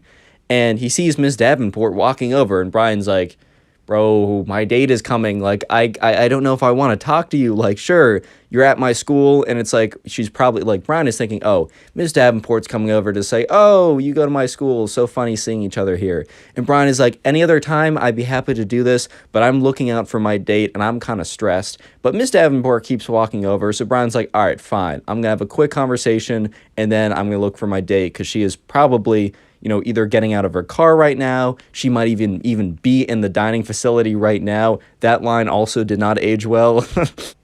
So anyways, right, Brian is like watching as Miss Davenport comes over to his table. But the thing is, right, instead of like standing at the table, next to the table, above him, whatever, right, maybe even a little farther away, Miss Davenport sits down and he's kind of like, hey, yo, like, I'm expecting someone. Like, you can't just be sitting down at this table. And Miss Davenport just looks at him. And Brian is like, okay, hello? Are you gonna speak, bro? Are you gonna speak? Like, okay? Miss Davenport says, Brian. In this kind of voice that, like, Brian was starting to get, like, a little weirded out. He's like, dude, what? And Miss Davenport's like, Brian, I don't know how you're gonna take this, but I am Sarah. By the way, we're just gonna call the Tinder date Sarah. And at this point, Brian is in pure shock. He's in pure shock at this point because, you know, Miss Davenport would not know who this Sarah person is unless she was like catfishing as Sarah on Tinder. And Brian started to realize that the person he had been talking to for the last 2 weeks was not Sarah, some like high school girl. It was Miss Davenport, the geometry teacher at his school, dude. Real quick, if you made it this far into the video, the secret word of the day is teacher, so comment teacher down below. I'll heart as many as I can. If I don't heart yours, don't take it personally, as always. Also, while you're down there, make sure notifications are turned on. Anyways, let's go back to the story. So at this point, Brian is just sitting there in disbelief. He's not said a word yet. And Miss Davenport goes on to say, I know I'm not what I looked like in my photos. I was too worried to put my actual face on there. And in Brian's mind, he's like, no S, Sherlock. Like, yeah, bro, I understand why, like, you don't want to put your actual face on there. You're the teacher, dude. But anyway, she goes on to say, and honestly, like, I guess I was just bored and was really wrong. But, you know, after we matched and we started talking, I just felt this kind of spark. I haven't felt this, like, with anyone before. And Brian is like, what the fuck? What? Dude. Right, so understandably, Brian, like, the first thing he says, he's like, this is so weird. And Miss Davenport's like, I know, I'm so sorry. It's just like, I've never talked to someone like that and had that kind of, like, feeling before. Like, I just had to come. And Brian's like, I just can't do this, right? So Brian gets up and he just leaves, which, like, honestly was probably, like, the best response. Like, if I was in that position, I probably would have done the same. Because, dude, that is just way too weird. Yeah, Miss Davenport isn't like, 60 or something. But dude, she's like 30-something. And it doesn't even matter if she's 21. She's a teacher at that school. If you're a teacher, you can't be doing that with any of the students, bro. Any of them, dude. Like, that's crazy. So anyways, right, Brian gets in his car and immediately calls up his friend. And he's like, dude, you will not believe what just happened. And Brian basically goes on to explain what I just explained in the story that you just heard. By the end of it, his friend was like, oh my God, dude, that's so messed up. And his friend is like, you got to report that to the school. And, Brian was sitting there for a second. He's like, yeah, man, you're actually right. Like, I like personally am okay. Like, this is messed up, but I'm going to be okay, right? But, like, what's stopping her from doing something like this with another student, right? Like, that would be, like, I just can't sit by and let that happen. So, yeah, sure enough, right, it was like a Sunday. That's why they, were able to go out in the middle of the day. By Monday morning, Brian got to school bright and early, went to the principal's office, told them everything, showed them the proof. And yeah, by the end of the day, Ms. Davenport received a message basically saying to come to the staff or whatever. And the staff promptly fired her and reported the whole thing to like the police department. Brian has no idea what the police department did with it, but Brian does know that Ms. Davenport took the L and got fired. Subscribe if you haven't already, then click on one of the 4 videos on screen right now, or click on one of my other videos in the recommended. Today we got a story time of a spoiled kid who, when the teacher failed him on a test, the kid kind of went insane and then went ahead and kind of destroyed the teacher's car and assumed that, you know, he wouldn't get in trouble, but yeah, obviously the guy got in a lot of trouble. But anyways, this story is probably one of the craziest ones I've heard in a while, so I thought I had to tell it on the channel. So yeah, sit back, relax, leave a like on the video to claim your free nothing, and let's get right into it. So the subscriber who sent in today's story, we're going to call him Theo. I got that name from the comment section, so if you want me to use your name, your friend's name, your dog's name, really doesn't matter who, but if you want me to use a name in a video or in a future video, leave it in a comment down below. I really do try and like use as many names as I can from the comment section. Anyways, right, so Theo, the subscriber who sent in today's story, he told me about a story that happened to him back when he was in 4th grade. Anyways, right, so Theo is just in, you know, his 4th grade class, and in his class there's another kid who we're just going to call the spoiled kid. Like, I don't even feel like giving this guy a name. We're just going to call him spoiled kid. Like, when there's a Minecraft kid, we just call him Minecraft kid. Anyways, right, so the spoiled kid was kind of newer to the school, but he wasn't super new. He got there like a year ago, but other than that, like, he didn't know a lot of people. The reason why he didn't know a lot of people wasn't necessarily because he was like that new. It was because he was kind of like a massive jerk, and you know, when you're a massive jerk, you're probably not going to get that many friends. It just is what it is.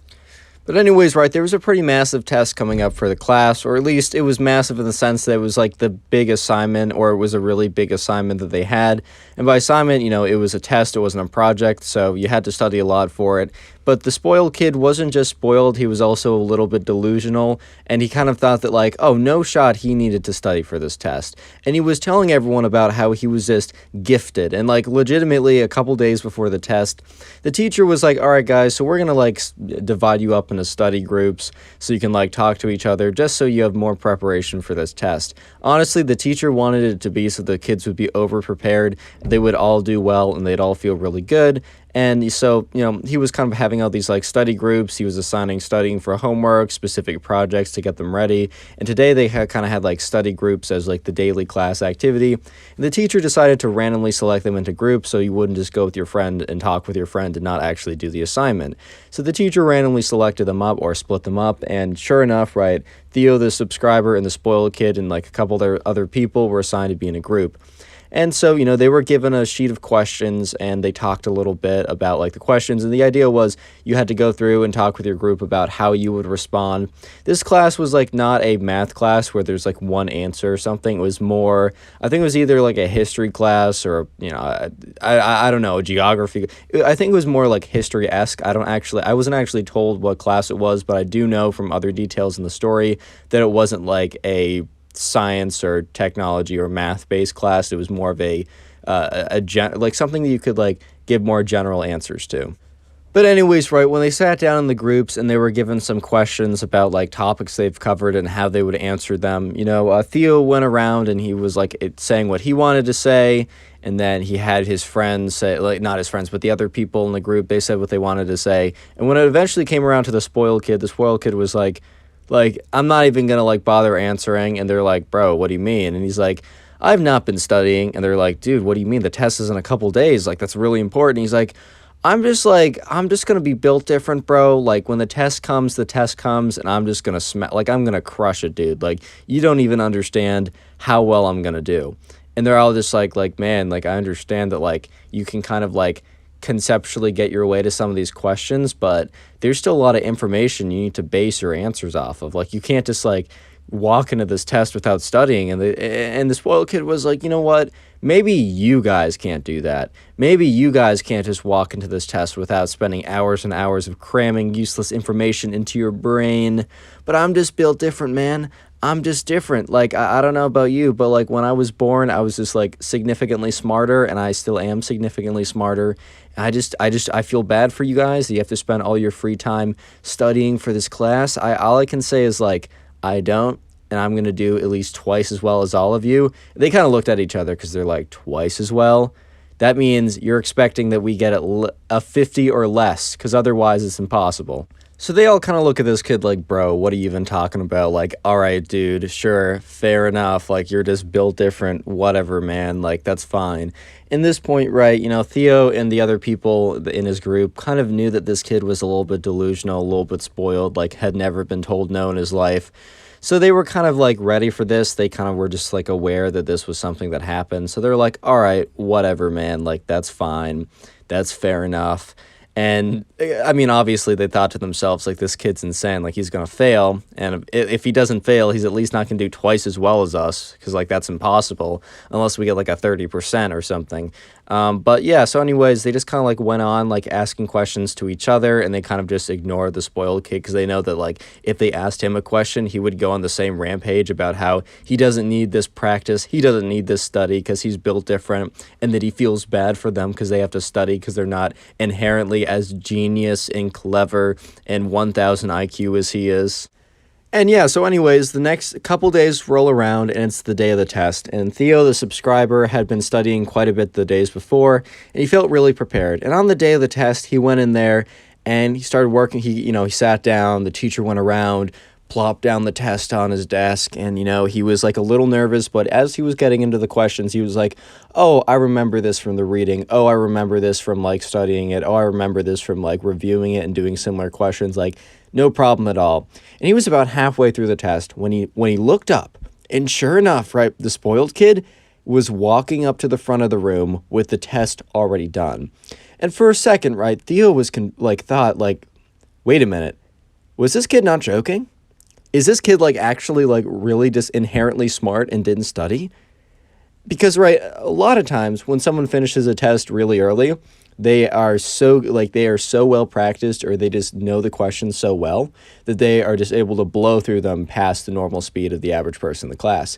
However, right, that's not always the case, as sometimes in classes that I didn't do well in, I was still one of the first people to finish my tests because I just was like, I went through the I can't explain it really. I was just fast going through the questions. And it's not as if I was like rushing through them. I was just happened to be fast. It didn't mean that I was right. It just meant I happened to be fast. But either way, right, so, Theo's sitting there kind of like, wow, maybe the spoiled kid is actually really smart because he did just finish the test. And he's like, I guess he was right. And Theo was sitting there like, no way. He must have been studying, right? He must have just been lying about not studying. And then he was sitting there thinking to himself, and he's like, wait a minute.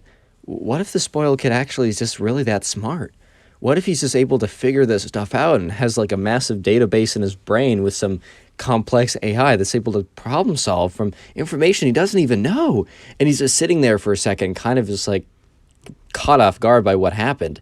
And then he just kind of snaps out of it, gets back to doing the test and finishes it and feels really good about it. By the way, comment TEST if you made it this far into the video, T-E-S-T. I'll be trying to heart a bunch of those comments. You can even comment it more than one time if you'd like. But yeah, don't feel bad if I don't heart it. I'm doing a lot of stuff right now, and I barely can heart any comments. But the comments I will heart will be the ones that say the secret word, which is TEST. Anyways, right, so a couple days pass, and they're sitting in class, and the teacher's like, all right, guys, I finally finished grading all your tests. I'm going to come around, hand it back to you.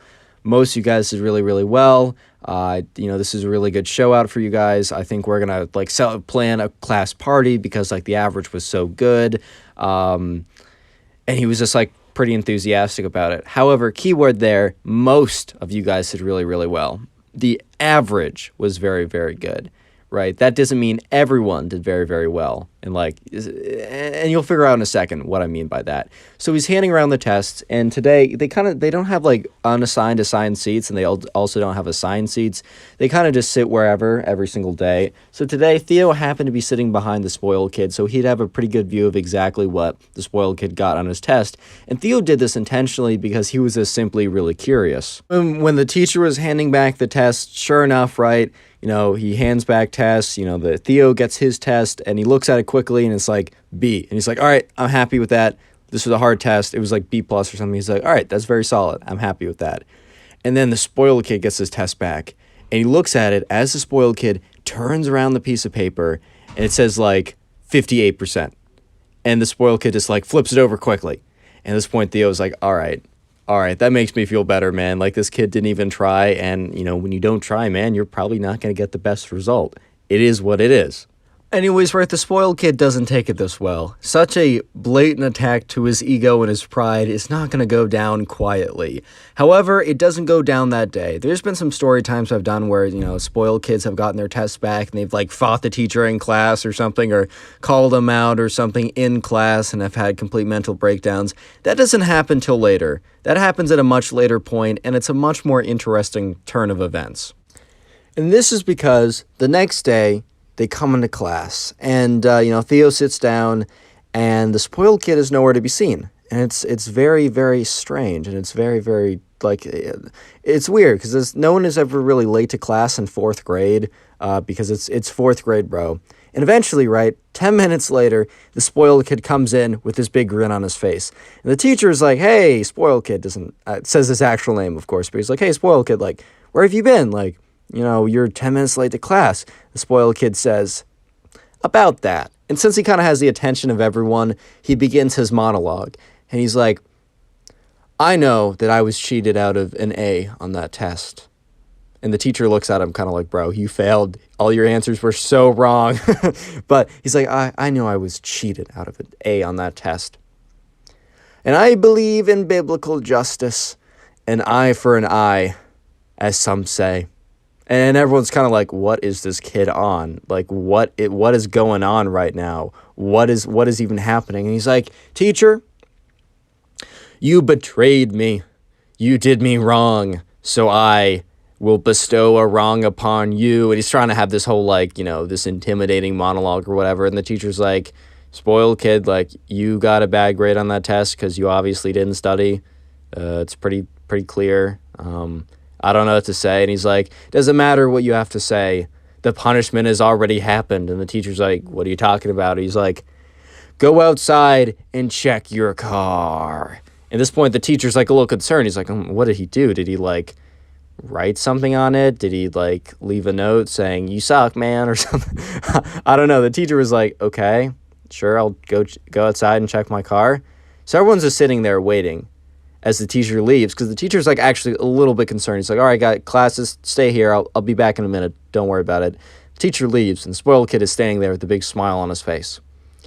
And eventually, right, the teacher walks back into the class and is like, what did you do to my car? Like, that's unacceptable. That's insane. Like, go to the principal's office right now. Grabs him by, like the gruff of his shirt and, like, yanks him out of there. And everyone's just like, oh, my God, what just happened?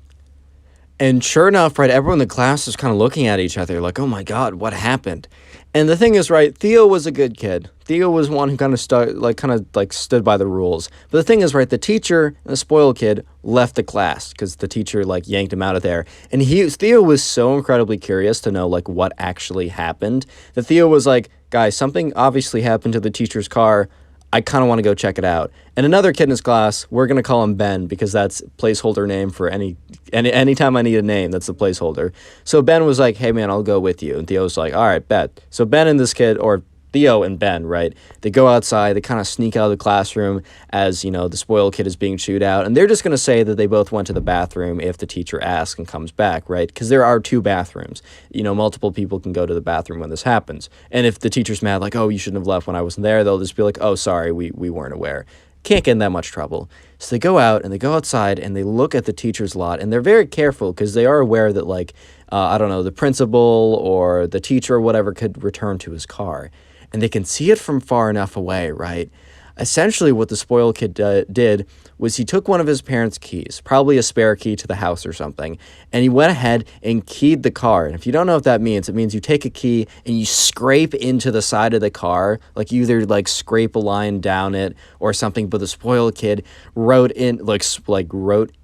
keyed into the car, like, this is my revenge, and then he signed it with his name. We'll just say Bob or whatever, like, this is my revenge dash Bob or whatever, in huge letters across the side of the teacher's car. At this point, right, they were just, like, completely floored, because this kid was so mad that since he didn't study, he was punished with a bad grade. Like, oh my god, man, like, wow, no one saw that coming. Subscribe if you haven't already. Now go watch another video. There's some on the screen, some recommended. Go watch one. You'll make me very happy. Bye. Today we have a story of a Minecraft kid who actually fights his teacher. It's probably one of the cringiest / funniest stories I've heard in a long time. So sit back, relax, leave a like on the video to claim your free nothing, and let's get right into it. So we're going to call a subscriber who sent in today's story. We're going to call him Ben because it's kind of been a meme on the channel for at least a couple months to call like the subscriber or people in the story Ben. So I'm bringing that back for today. But normally I get names from the comment section. So leave a comment down below of a name you'd like. It can be your name, your friend's name. Doesn't even matter. Leave a name down below and I'll probably use it. Anyways, right, so Ben, he was in school and there's another kid. And as you can already tell by the title, yes, this was the Minecraft kid. He's back. Nah, it's a different Minecraft kid. Some people actually think that all these videos are about the same guy, and if that was the case, that would be a very, very interesting guy. That's all I can say. Anyways, right, so Ben was in class with the Minecraft kid. And anyways, the Minecraft kid was kind of known for playing Minecraft in class. He kind of thought he was going to go to, like, the major leagues of Minecraft, which no one was able to convince that doesn't exist, because it just simply doesn't exist. There's just, like, no major league gaming or something or you just can't really go professional to play Minecraft, at least not to my knowledge, or I really just don't think that's possible. But anyways, right, so, you know, I mean, this guy was always practicing Minecraft or playing Minecraft or doing Bed Wars or whatever in class, as he sat kind of towards the back of the class and was able to cover up his movement with his, like, mouse pad or whatever. I don't totally understand the logistics of how you could be able to get away with that. All I can say is I know I'd never be able to get away. I don't think I'd ever try this, but I don't think I'd ever be able to get away with something like this. I don't see how it's possible, but apparently it was for at least a very long time. So the Minecraft kid would never be actually paying attention in class. And this class wasn't super easy. I mean, it wasn't, like, conceptually that hard to remember or figure out, but it was a lot of memorization, and paying attention was pretty essential to do well in the tests. And Ben and his friends would always pay attention to at least a decent extent, and if one of the days like Ben didn't pay attention, his friend would tell him what he missed, and vice versa, right? But there was a bit of a problem. The Minecraft kid would always sit around either near Ben, one of Ben's friends, and, you know, the thing was, he wasn't paying attention in class, which, dude, I get it, sometimes it's hard. Trust me, I've been there, I am there currently all the time, but sometimes you just gotta do it, sometimes you just gotta pay attention, and if you're not gonna pay attention, man, like, you gotta pay the consequences. But the Minecraft kid wanted the best of both worlds, because in class, he'd never pay a lick of attention, he'd always be on his computer, somehow getting away with playing, like, full-on Minecraft, PvP, Bed Wars type stuff. No idea how he got away with that, but I think he somehow figured out a method that it wasn't loud, it wasn't that obvious, but I think if, like, the teacher was to come over and see him, then it would be pretty obvious, which that's for a little later in the story. But for that reason, right, the Minecraft kid, during the tests, would always very blatantly cheat off of Ben or one of his other friends. Which, like, the first time, Ben didn't really care. Since they had a quiz every single week and they had a test every couple weeks, they were assessed pretty frequently. And, like, the first quiz, Ben noticed the Minecraft kid was kind of looking over to see what he was doing. And honestly, bro, like, Ben was kind of chill. He just didn't really care. He's just like, oh, like, all right, whatever, right?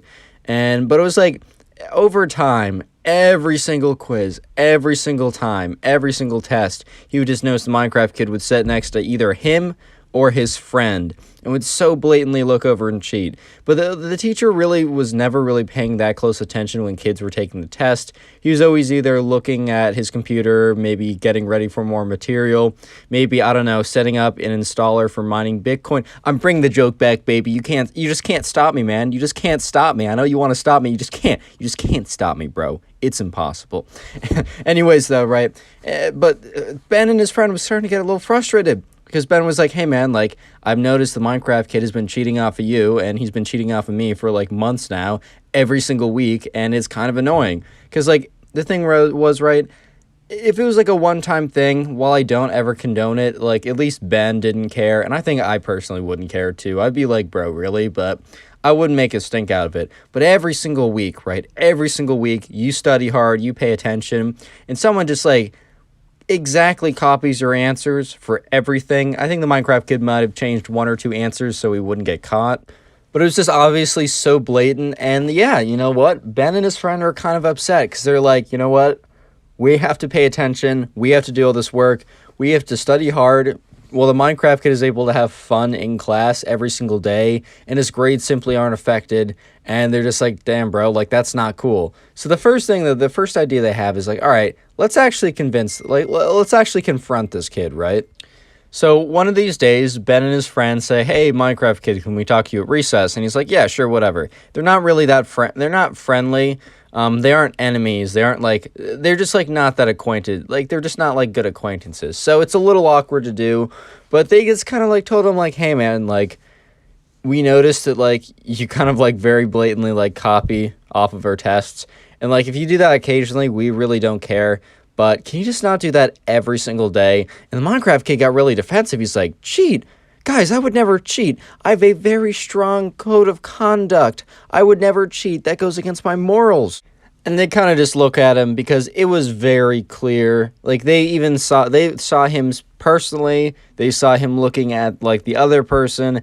It was very clear that he looked over, wrote something down, looked back at his paper, then looked back over, wrote something down, looked down at his paper. Like, they even checked his answers. Like, they would glance over at the end of the test, and they would be exactly the same, except for, like, one that he obviously changed just to keep him safe. And he'd always get that one wrong because, you know, it wasn't the right answer because they chose the right answer.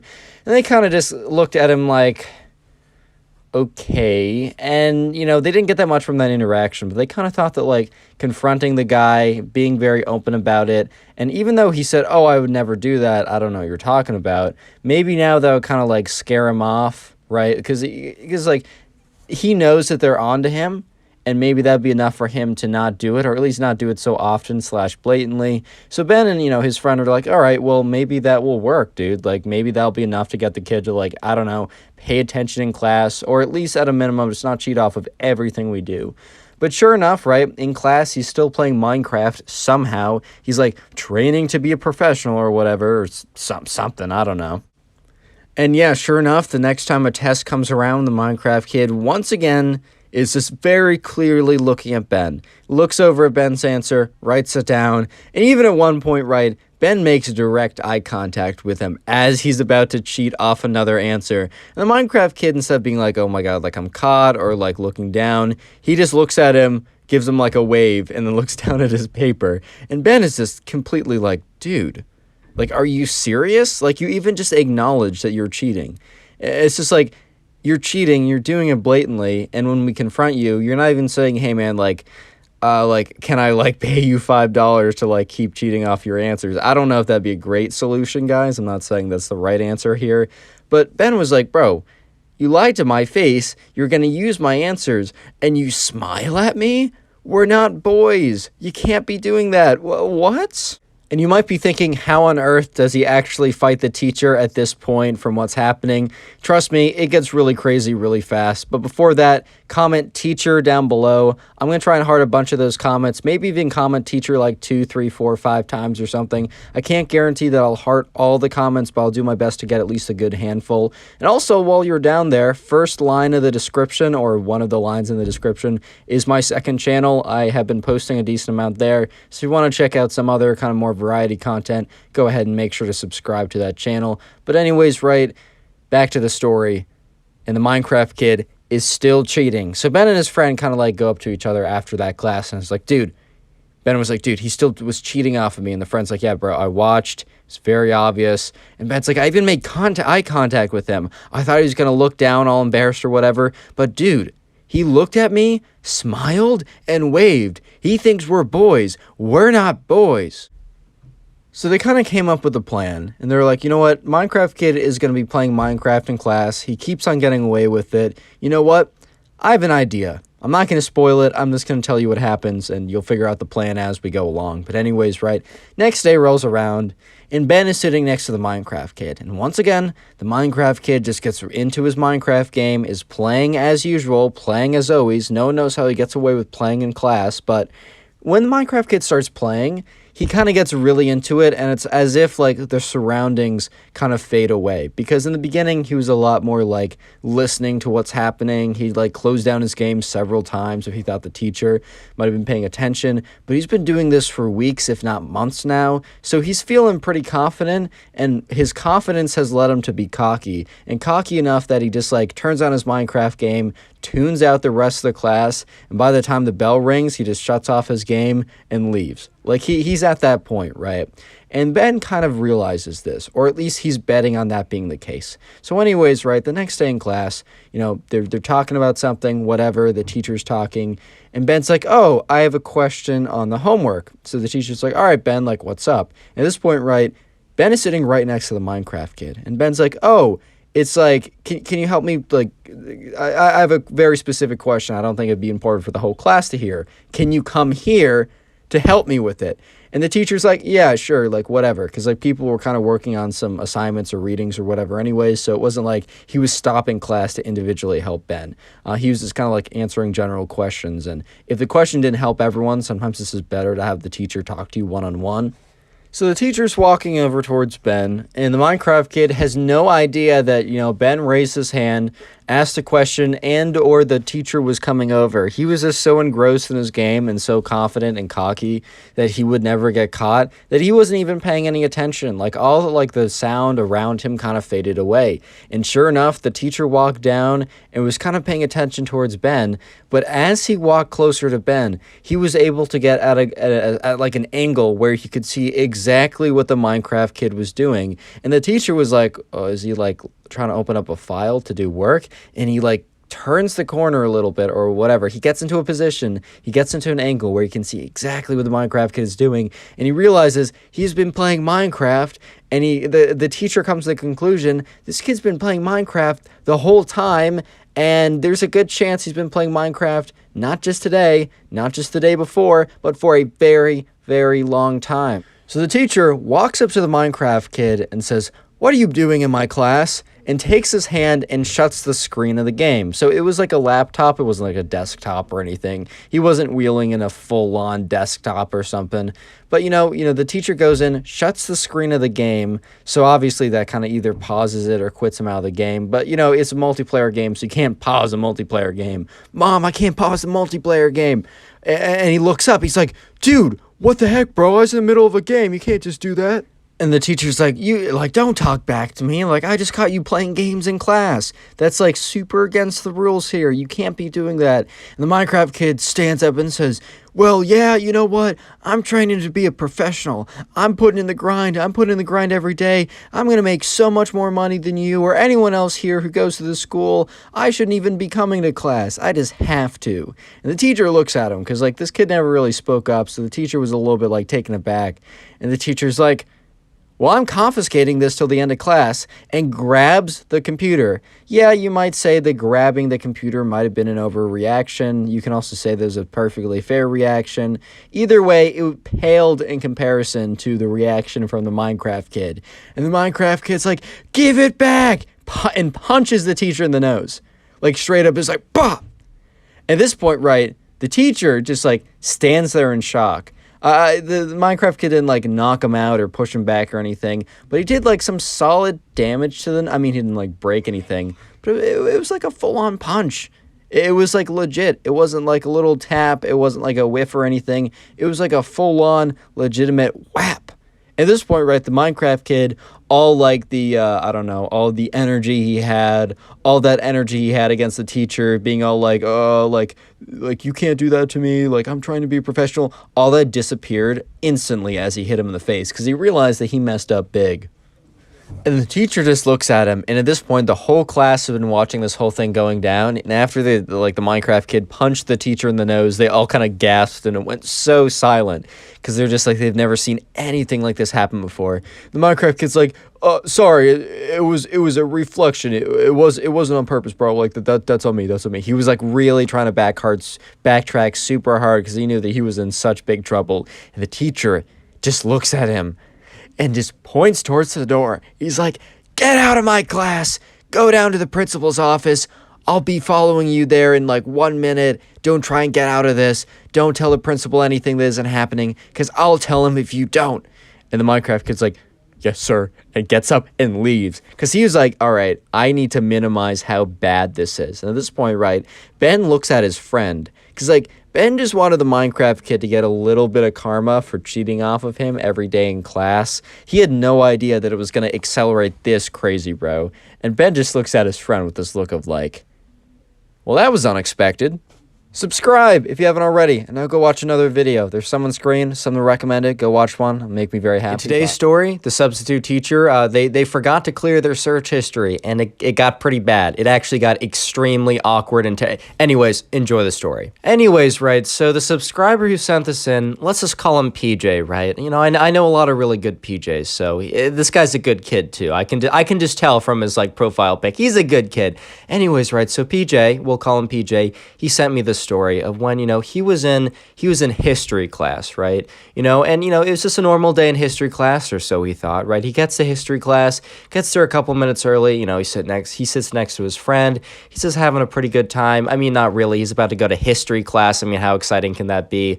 Unless it's, I don't know, history of Bitcoin mining or something. I don't know, man. Anyways, right, so he's sitting in history class, and he's waiting for the teacher, and the teacher normally is there, like, before most of the students. I mean, that's normally the case with a lot of classes. Teacher just happens to be there either on time or a little bit before.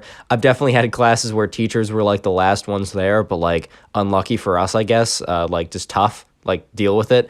But anyways, right, so, you know, PJ, he's sitting there, and, you know, he's with his friends, and he's just like, oh, I mean, where's the teacher? Like, I've been sitting here for a while. I'm just a little confused.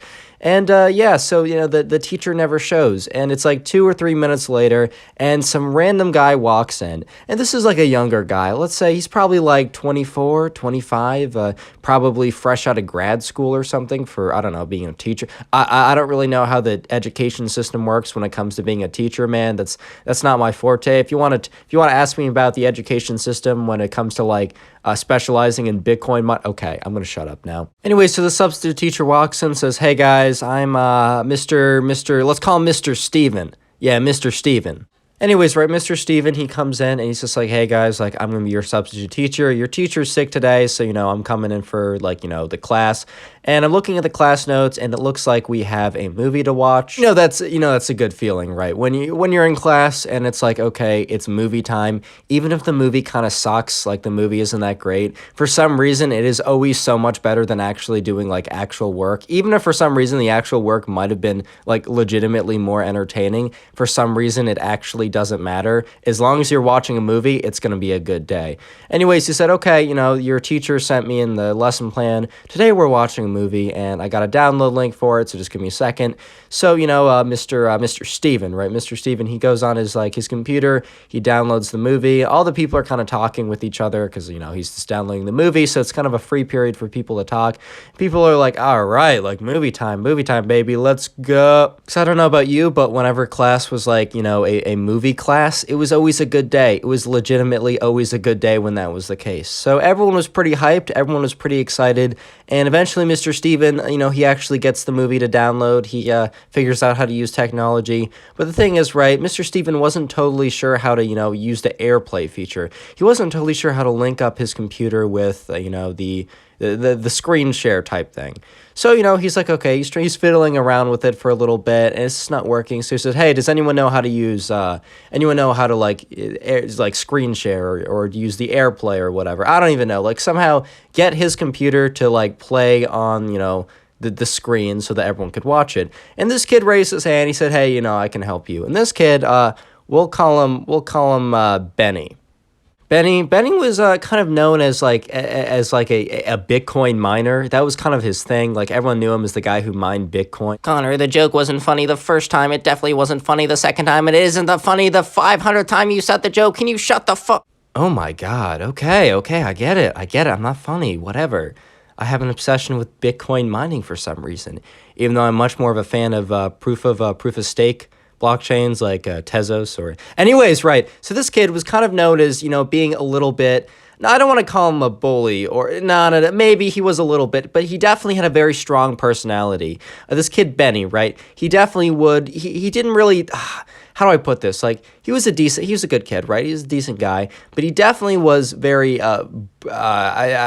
you'll see. He definitely had like, he didn't really care when it came to other people's feelings. I know that sounds harsh, but you'll know what I mean. Basically, what I'm trying to say is if Benny didn't really care. If something was funny and it negatively impacted someone, he didn't care because it was funny. Like, he didn't care that it negatively impacted someone. If something was funny, he'd do it for comedy. No matter how bad it was on the other person. So anyways, right, so Benny, he goes up to Mr. Stevens' computer. He kind of syncs it up with the AirPlay or the screenplay or whatever. I don't even know, man. And, he gets it to work. And, so, the screen, it pops on screen and there's multiple tabs open. And this is where things start to go really downhill. This is where things start to fall off an absolute cliff. This is where everyone's day goes from, I'm watching a chill movie with my classmates to, oh my God. Is right. So while the thing's screen sharing, while it's on the screen, right? If you don't know, of course you guys know, but on Google Chrome or Safari or whatever, when you have tabs open, there's a little bit of what you typed into the search bar or what was on, the website title. That is kind of present. You can see the first 50 or 70 characters of whatever you searched. And let me just say that was not good for poor Mr. Steven. And this is where things start to go downhill pretty quick. This is where things for Mr. Stevens started to go really, really downhill. Because he had a lot of tabs open. And for some reason, he just thought that, he didn't need to close them. If he didn't click into the tabs, he didn't need to close them, right? And people were kind of they started to look at them because you're going to look at the tabs, right? You're going to look at what it says. You're going to glance at it. And people just started to see hottest Minecraft anime, and then it cut off. Sexiest Minecraft anime, and they're just what? Huh? And everyone's there's a little bit of a slight murmur because people are all reading this at the same time, and they're just wait a minute, what the fuck, what? We just preface this by saying, I literally don't care what you watch in your free time, right? If your thing is, a popcorn getting popped in a microwave, if that's really your thing, man, I don't care. I honestly do not care. But the thing is, if your substitute teacher is looking up, most delectable Minecraft animations, bro, that's weird. If that's something you look up on your own, I literally do not care. But if your substitute teacher comes into class, does not close his tabs, and that gets revealed to you, bro, I'm sorry. I'm literally so sorry. I'm so sorry. Someone's going to say something. No one's going to let that slip. And you know who definitely does not let that slip? You know who definitely does not? Benny. Benny's not going to let that slip. And because here's the thing, Benny's setting up the computer, he's setting up the AirPlay, and everyone else can see it on screen, right? It's pretty obvious. And Benny, out of all the kids who's going to do something about it, out of all the kids, Benny's going to be the one to do something. And unfortunately, he was the one, he was still manning the AirPlay because he was still getting it set up. It was and when Benny saw the tabs, he was yo, Mr. Steven, what's this? And he clicks on one of them, and it's just a Steve. It's just an animated Minecraft Steve. And it was a very zoomed up photo of his face. And actually, on second thought, on a closer review, on a peer-reviewed study of research and data, I've come to the conclusions that I'm not going to meticulously depict the hottest Minecraft anime. I'm not going to meticulously depict the hottest Minecraft animations of 2021. Leave that to your vile imaginations. Anyways, right? So the whole class, because at this point, right, you have to remember, Benny has clicked into one of these tabs. And at this point, Mr. Steven, bro, he was new on the job. He was just a sub. He was coming in. All he wanted to do was, get some credit hours or whatever. Because I think, a lot of, teachers, I think there's something about, getting hours as, a substitute that, that goes towards something. Maybe you get paid a little bit. He just wanted to come in, get his hours, get a little bit of bread, right? Get paid a little bit. Just sit back, watch one of these movies about, I don't know, 1960 Europe Reconstruction era, whatever.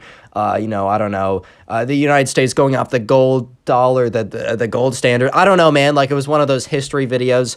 He just wanted to sit back, watch that with the kids. Like, it doesn't even matter. He didn't want his search history and his, like, videos and the stuff he was watching the night before to be plastered all over the screen and potentially, disrupt his career at least a little bit. Today's secret word is Minecraft. So if you made it this far into the video, I would like you to go in the comment section down below and comment Minecraft. I can't heart all of them. I've tried my best to heart a lot of them, but I just can't get to all of them. But if you want a good chance of getting a heart and maybe getting top commenter on the channel, comment Minecraft. I'll heart a bunch of those. This is a way to say thank you for the wonderful, wonderful watch time. And also a thing I started a couple of videos ago is, like, if you guys send me, any kind of like fan art or cool kind of art like that to my Instagram, I'll try and put some of it like in some of my videos. Instagram is on screen right now. That's where you can send me the stuff as well as send me the stories, which you guys have been doing and sending me a lot, and I do appreciate them.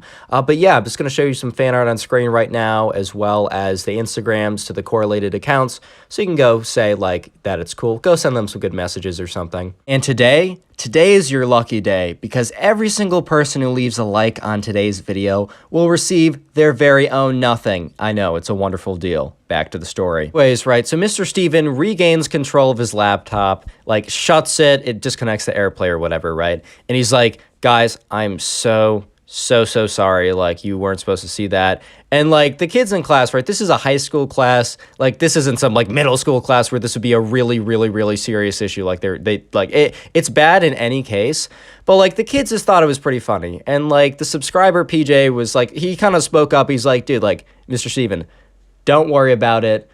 We actually, like, I think it, like, whatever, dude. Like, we don't care. We just found it was, like, funny that, like, I don't know. Like, it's like, we're sorry. Like, we're sorry that we're laughing at you, but, like, we really don't care. Don't worry about it. Mr. Steven's like, yeah, I'm just sorry again. He's like, also, guys, if you could just, like, not tell anyone about this. I know that sounds weird or whatever, but just, like, it honestly was a mistake, and it'll just get me in a lot of trouble. And I mean, it seems like you guys don't really care, so it would just really help me out if, you just didn't tell anyone. They were like, yeah, dude, like, don't worry about it.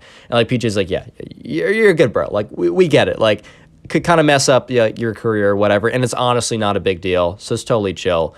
Let me just, and PJ offered himself, he's like, yeah, let me just get back up here. If you want to close those tabs for me, big guy, I'd appreciate that. But I'll get the movie set up and we'll just sit here and watch it and you're chill. And Mr. Steven was obviously a little bit shaken up. I think I'd be a little shaken up too. Thankfully, I would never be in that position for many reasons. But Mr. Steven seemed a little shaken up, and he was like, yeah, thanks, I'm just going to sit down. He was defeated, bro. He was done. So you might be thinking to yourself, like, okay, well, this is a decent end to the story. Why is there still like 3 to 4 minutes of runtime on the video? Like, they obviously, everyone in the class was like, they thought they'd be chill about it, and they're just gonna go ahead and watch a movie and definitely not get this like decent teacher in trouble who just like forgot to close his tabs, right? No one's gonna mess this up. No one's gonna make this unnecessarily awkward and unfortunate for no one's gonna do that, right? There's just 3 minutes of like extra blank space. Unfortunate to say, the story does not end here. You guys remember Benny, the kid who was called up to, to actually, the first one who, clicked on the tab and showed the whole class, basically. And as I said earlier, Benny basically would do anything for a laugh, for a good funny, like a good haha moment. And in Benny's mind, he was thinking to himself, what would be a super funny reaction if I told the principal and the principal came in and like talked about it? Like, that would be hilarious. And Benny didn't really, because I said this earlier, right? He didn't really think of like ramifications or his actions having effects on other people. That whole thing, he wasn't really thinking about that. He just thought it would be super funny if he did this. So what Benny did is he was like, hey, Mr. Steven, can I go to the bathroom? And Mr. Steven's like, yeah, sure, it's fine. He was still a little shaken up, but he was kind of warming up to the class again. Things were good. The movie was playing, by the way. PJ got up there, successfully got the whole thing all set up. Things were looking pretty good, right? Things were just going smooth. The class was enjoying their movie. But what Benny did was he walked down the hallway and he walked right past the bathroom and he walked right to the principal's office. And what he did is he said, hey, Mr. Principal, or whatever his name would be. Let's just call him Mr. Principal. I don't want to come up with another name. I'm gonna mix up the names if I have too many. So he's like, hey, Mr. Principal, right? Do I have a story for you? And let me just say that the principal did not find it as humorous as the class did. And the reaction was not as humorous as Benny expected it to be. Aha. So so PJ's sitting in class. He's there with like a friend or two, and they're just chilling watching the movie when they hear a banging on the door. They hear bump, bump, bump. And then all of a sudden the door opens. And you know who walks in? Benny. And you know who walks in right after him? The principal. So Benny, he was a little, he didn't understand stuff like that. He really didn't like think ahead. But even, Benny was at least competent enough to realize that as he was standing there that, oh my God, he messed up at least a little bit. And the principal is like, Mr. Stevens, is what Benny told me that just happened, is that true? And the whole class is looking at Benny like, dude, why? Like, legitimate, why? We don't care. It was an act, like, why? And the substitute teacher, Mr. Steven, is just looking at the principal like, and here's the thing. The class would have totally gone along with, like, no, Benny made it up. Because, they were okay with Benny, but, Benny had pulled a few, like, something like this before. Not exactly like this, obviously. But he's been a jerk to these kids for comedy in the past. And, they definitely wouldn't side with him over this, like, okay guy that, like, seems like he just, like, made a mistake, right? But no, Mr. Steven is just like, yeah, it's true. And, principal looks at Mr. Steven like, yo, come with me. And then he looks at the class, he's like, hey, guys, like, you get class off, like, you can go just, like, chill till next period or whatever. Like, go, or just, like, stay here and study, or just, like, go somewhere. I don't really care. You can't leave, obviously, but you get class off. Do what you want. And yeah, the principal and Mr. Stevens, the substitute teacher, they leave the classroom, and the whole class is just chilling there like, and they all look at Benny, and they're just like, and then PJ's like, dude, why? And he's like, dude, I thought it'd be funny. And they're all just like, what part of that was funny? He was like, guys, I'm sorry. I didn't realize it would do that. And they're like, dude, you didn't realize he'd get in trouble? It was very clear he'd get in trouble. He's like, dude, I thought it'd be so funny when the principal came in. I thought the principal would have more of a sense of humor.